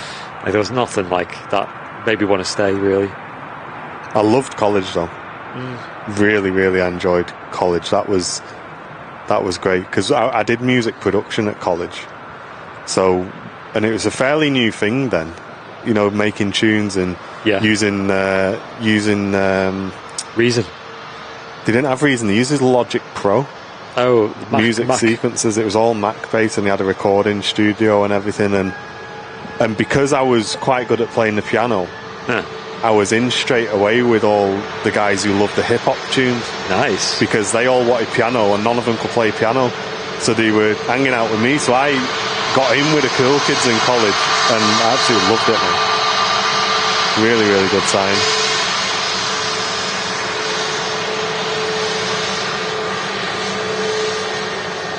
I think college was just a bit different, because you were treated a lot more like an adult at college. So yeah, the atmosphere was a lot more relaxed. You were in your own clothes. Teachers would say, like, come and go as you want. If you're not enjoying the lesson, go, but you're going to basically miss out. So it was a lot more of a professional kind of, I'd say more like a work environment, really, where it's on you to learn as much as you want to learn, essentially. And it just made for like a really cool space, and obviously we were all there just like making tunes on our lunch break and that, and yeah, I actually really enjoyed college a lot. We had the same, where and college we had like a lunch break, but if either side of the lunch, you know, you had like a free lesson or whatever, you'd spend, you know, like a good few hours out. Yeah. And we just always do the same thing, go to the local town high street, which was like a default small town in the UK, with like, you know, charity shops and furniture shops, nothing really that a teenager would want to go to see. And like many teenagers, completely broke as well. We probably had like 20 quid to our name. Yeah. And we just spent it in like the butchers, looking at all the cool like pies and things in there. And yeah, we were at the Pound Bakery a lot. yeah. To just touch down quickly, just let you know where that's come from Rome, 737-800, picking up lots of spray. But I'm not going to name the pub because it will get them in a lot of trouble. Okay. But there was a certain pub near my college where we went to play pool on our break, and we definitely didn't have a cider or a beer, guys. Definitely not. Wow. But yeah, that was pretty crazy. Thinking back on that, I'm like, wow, that was pretty wet. To be fair, there was one like that for us, and there was a kid. There was like, we were all obviously underage. There was one kid who was like really obviously underage, like he looked about 12, even though he was about 16, 17. The guy behind the bar was like, yeah, I can't serve you, but because you look that young, I'll just give you half a pint instead. Really? I'll give you half a pint of Guinness instead. Gosh, yeah, it's a bit more relaxed back in them days. Yeah, they're pretty Everyone strict. used to go in there though. And there were kids that were old enough, and we all used to go in there, just play pool and hang out. And you know, when we went to Texas, me and Sam got ID'd everywhere. Wow, how weird was that? Like, go to Walmart, I'd buy like a can of beer, and I get ID'd. I'm like, I'm 29. Like, and I probably look older. I've got like a beard and got my car it's pretty keys. crazy. And you got Dakota with you. Yeah, and like, oh, sorry, it's quite strict there. Like, how old do you have to look over there to? I thought America was like land of the free. Like, I thought it'd be less strict than the UK. But the UK is pretty strict in it, and places in Europe. It is now. Back then it was. Back then it wasn't so bad. More relaxed. Yeah, there was a lot of shops you could probably go to, and you know, the guy behind the counter would be sound, and you know, wouldn't really bother too much. It's like I said it on a stream a few weeks ago, didn't I? That shop near my nan's. Yeah. Jeans shop. Yeah. And my nan used to say, right, go and get yourself some toffees. And get me 10 Lambert and Butler from Jean. Say it's for your nan. I go, yeah, right, Jean. I said, Nan wants some ciggies. And she go, you tell your nan she shouldn't be sending you in for them. She's going to get me in trouble. And every week I used to just go in. And she'd always say the same thing. It's funny, man. You tell that Joan she's going to get me in trouble. And she had a big bucket of videos. She said, go and pick yourself a video. Oh, that's Make sick. sure you bring it back tomorrow. That's cool. And she had them all in, and loved Jean and her husband. Her husband sadly passed away, unfortunately, a couple of years ago. But Jean's still there, apparently runs it with her son still. I'd love to go back, because my nan's moved away since then, but I would love to stop in and say hello to Jean. I've not seen her since I was probably about 7 or 8. Mental. Can you say for the Transat, my family are on it? I'm sure I just saw that taxiing on radar. Is it taxiing? Because it's disappeared now. I'll keep my eyes up. My dad was 50 and got ID'd in TGI Fridays. In the UK? Mate, that'd be a bit of an honour, that. To be fair, I was flattered, though, not gonna lie. But I was annoyed, because you're there with a kid, like... Well, the problem is these days is I never carry a wallet anymore. Right. Because I always use my phone to pay for stuff. Yeah. So if I get ID'd, I've not got an ID on me. Yeah. I'd need to try and find a picture of it or something. Yeah. I swear. Yeah.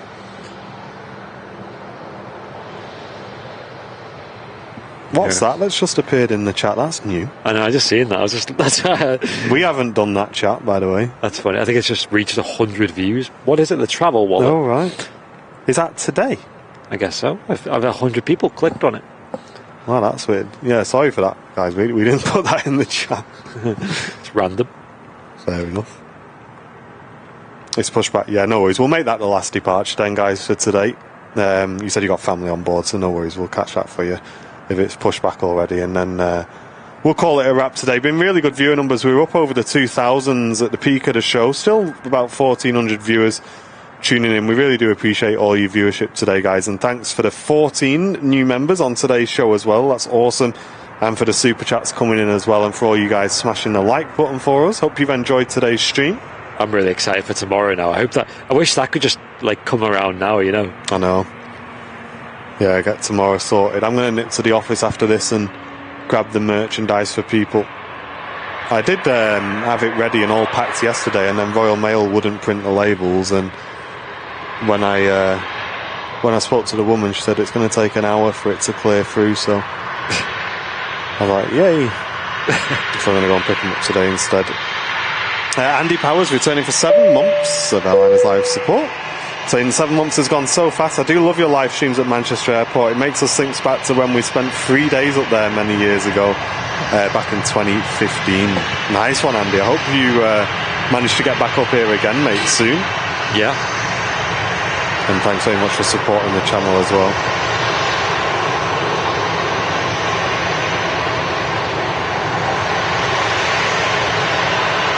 Tango on the reg. Don't forget the firmware update. Yes, thank you, Tony. Hey. Nice one. Hey, and Martin just gifted an Airliners Live membership, putting us to 15 new members on today's show. A last-minute membership gifty coming in. If you've enjoyed today's stream, you want to drop a last-minute gifty, hit the $ symbol, then click gifted membership. We'd really appreciate it. It helps support the channel, covers the cost of the channel, and it gets new members into the channel as well. 15 new members today. Thank you very much, mate. Appreciate that. Martin Davidson dropping a gifted membership. And the TUI aircraft just touched down from Palma de Mallorca. Quite a few flights seen this morning from there. Yeah, I think it's still quite warm over there as well. Is there a special live stream tomorrow? No. Should there be? Something happening? We are streaming on Friday instead of Sunday, though, this week, folks. So don't forget, no show on Sunday. We will be live on Friday for a Super Friday show. Yes. As the tower for a one-off event is needed at the RVP, so we're going to make way for that. And Graham Hill gifting an Airliners Live membership. Cheers, Graham. Putting us to 16 new members on today's stream. Thank you, Graham. Thank you very much. Jeanette Cooper tuning in from Balgo Beach in Queensland, Australia. Yo, cheers, Jeanette.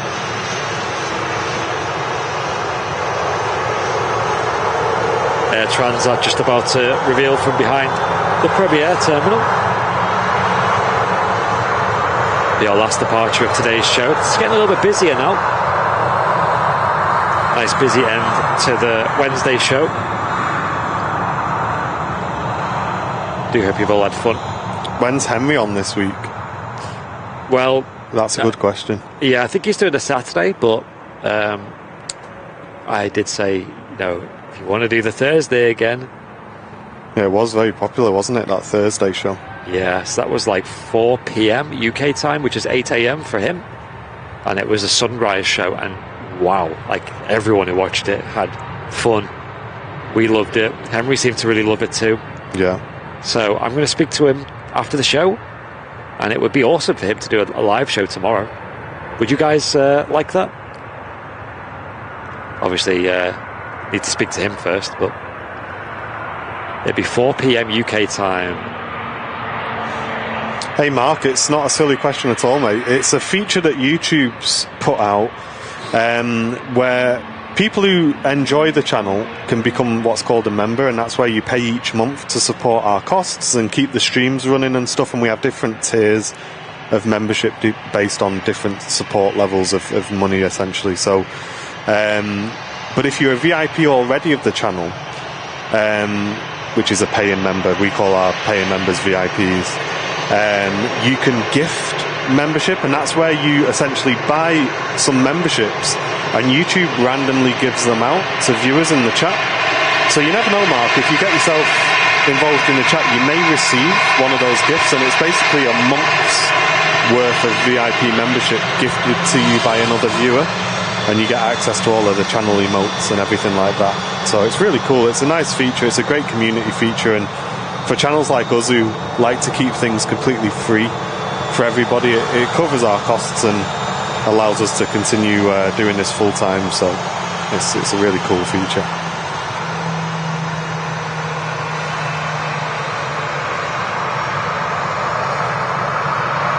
It's great to have you with us in the channel, mate.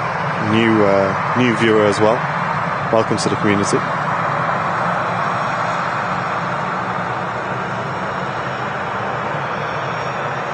Taxiing out to runway 23 left, the Air Transat A321 long-range Neo. Hello, Hans. Thanks for tuning in today. No worries, Mark. Welcome in, mate. It's actually loaded with the Pratt & Whitney 1100G engines, this as well. Nice pair of Wookiees. Welling touching down from Barcelona in A321.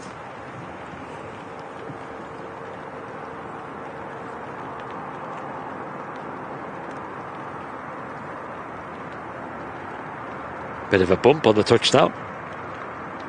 Take care, Sharon. Pictures in the VIP lounge, Sharon, when they're done.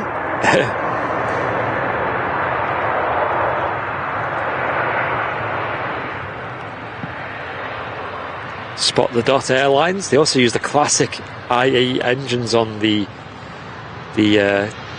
CEO A320 family that they have, which means they've got the classic. And Ian, thank you very much for gifting an Airliners Live membership as well to the community. Puts Air Transat on the way out with family on board. Here we go.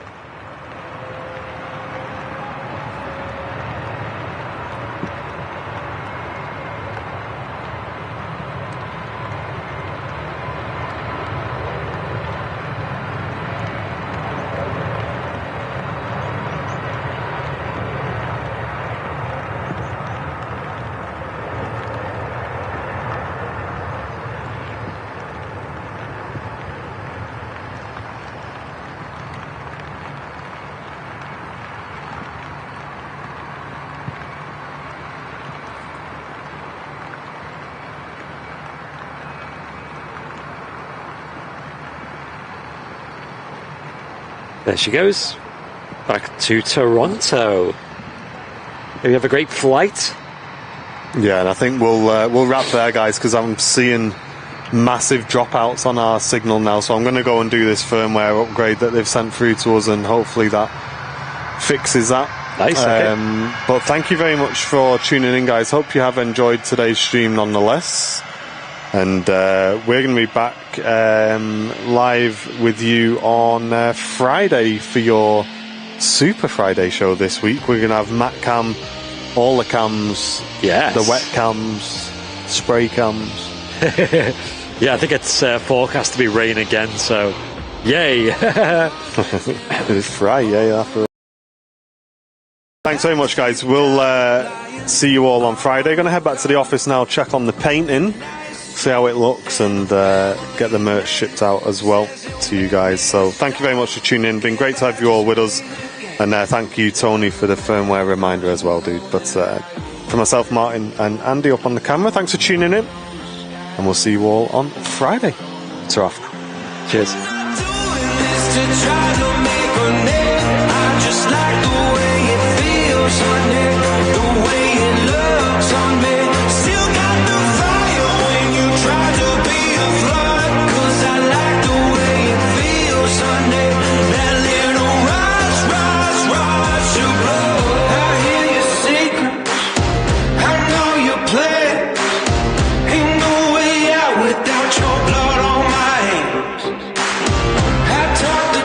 Inside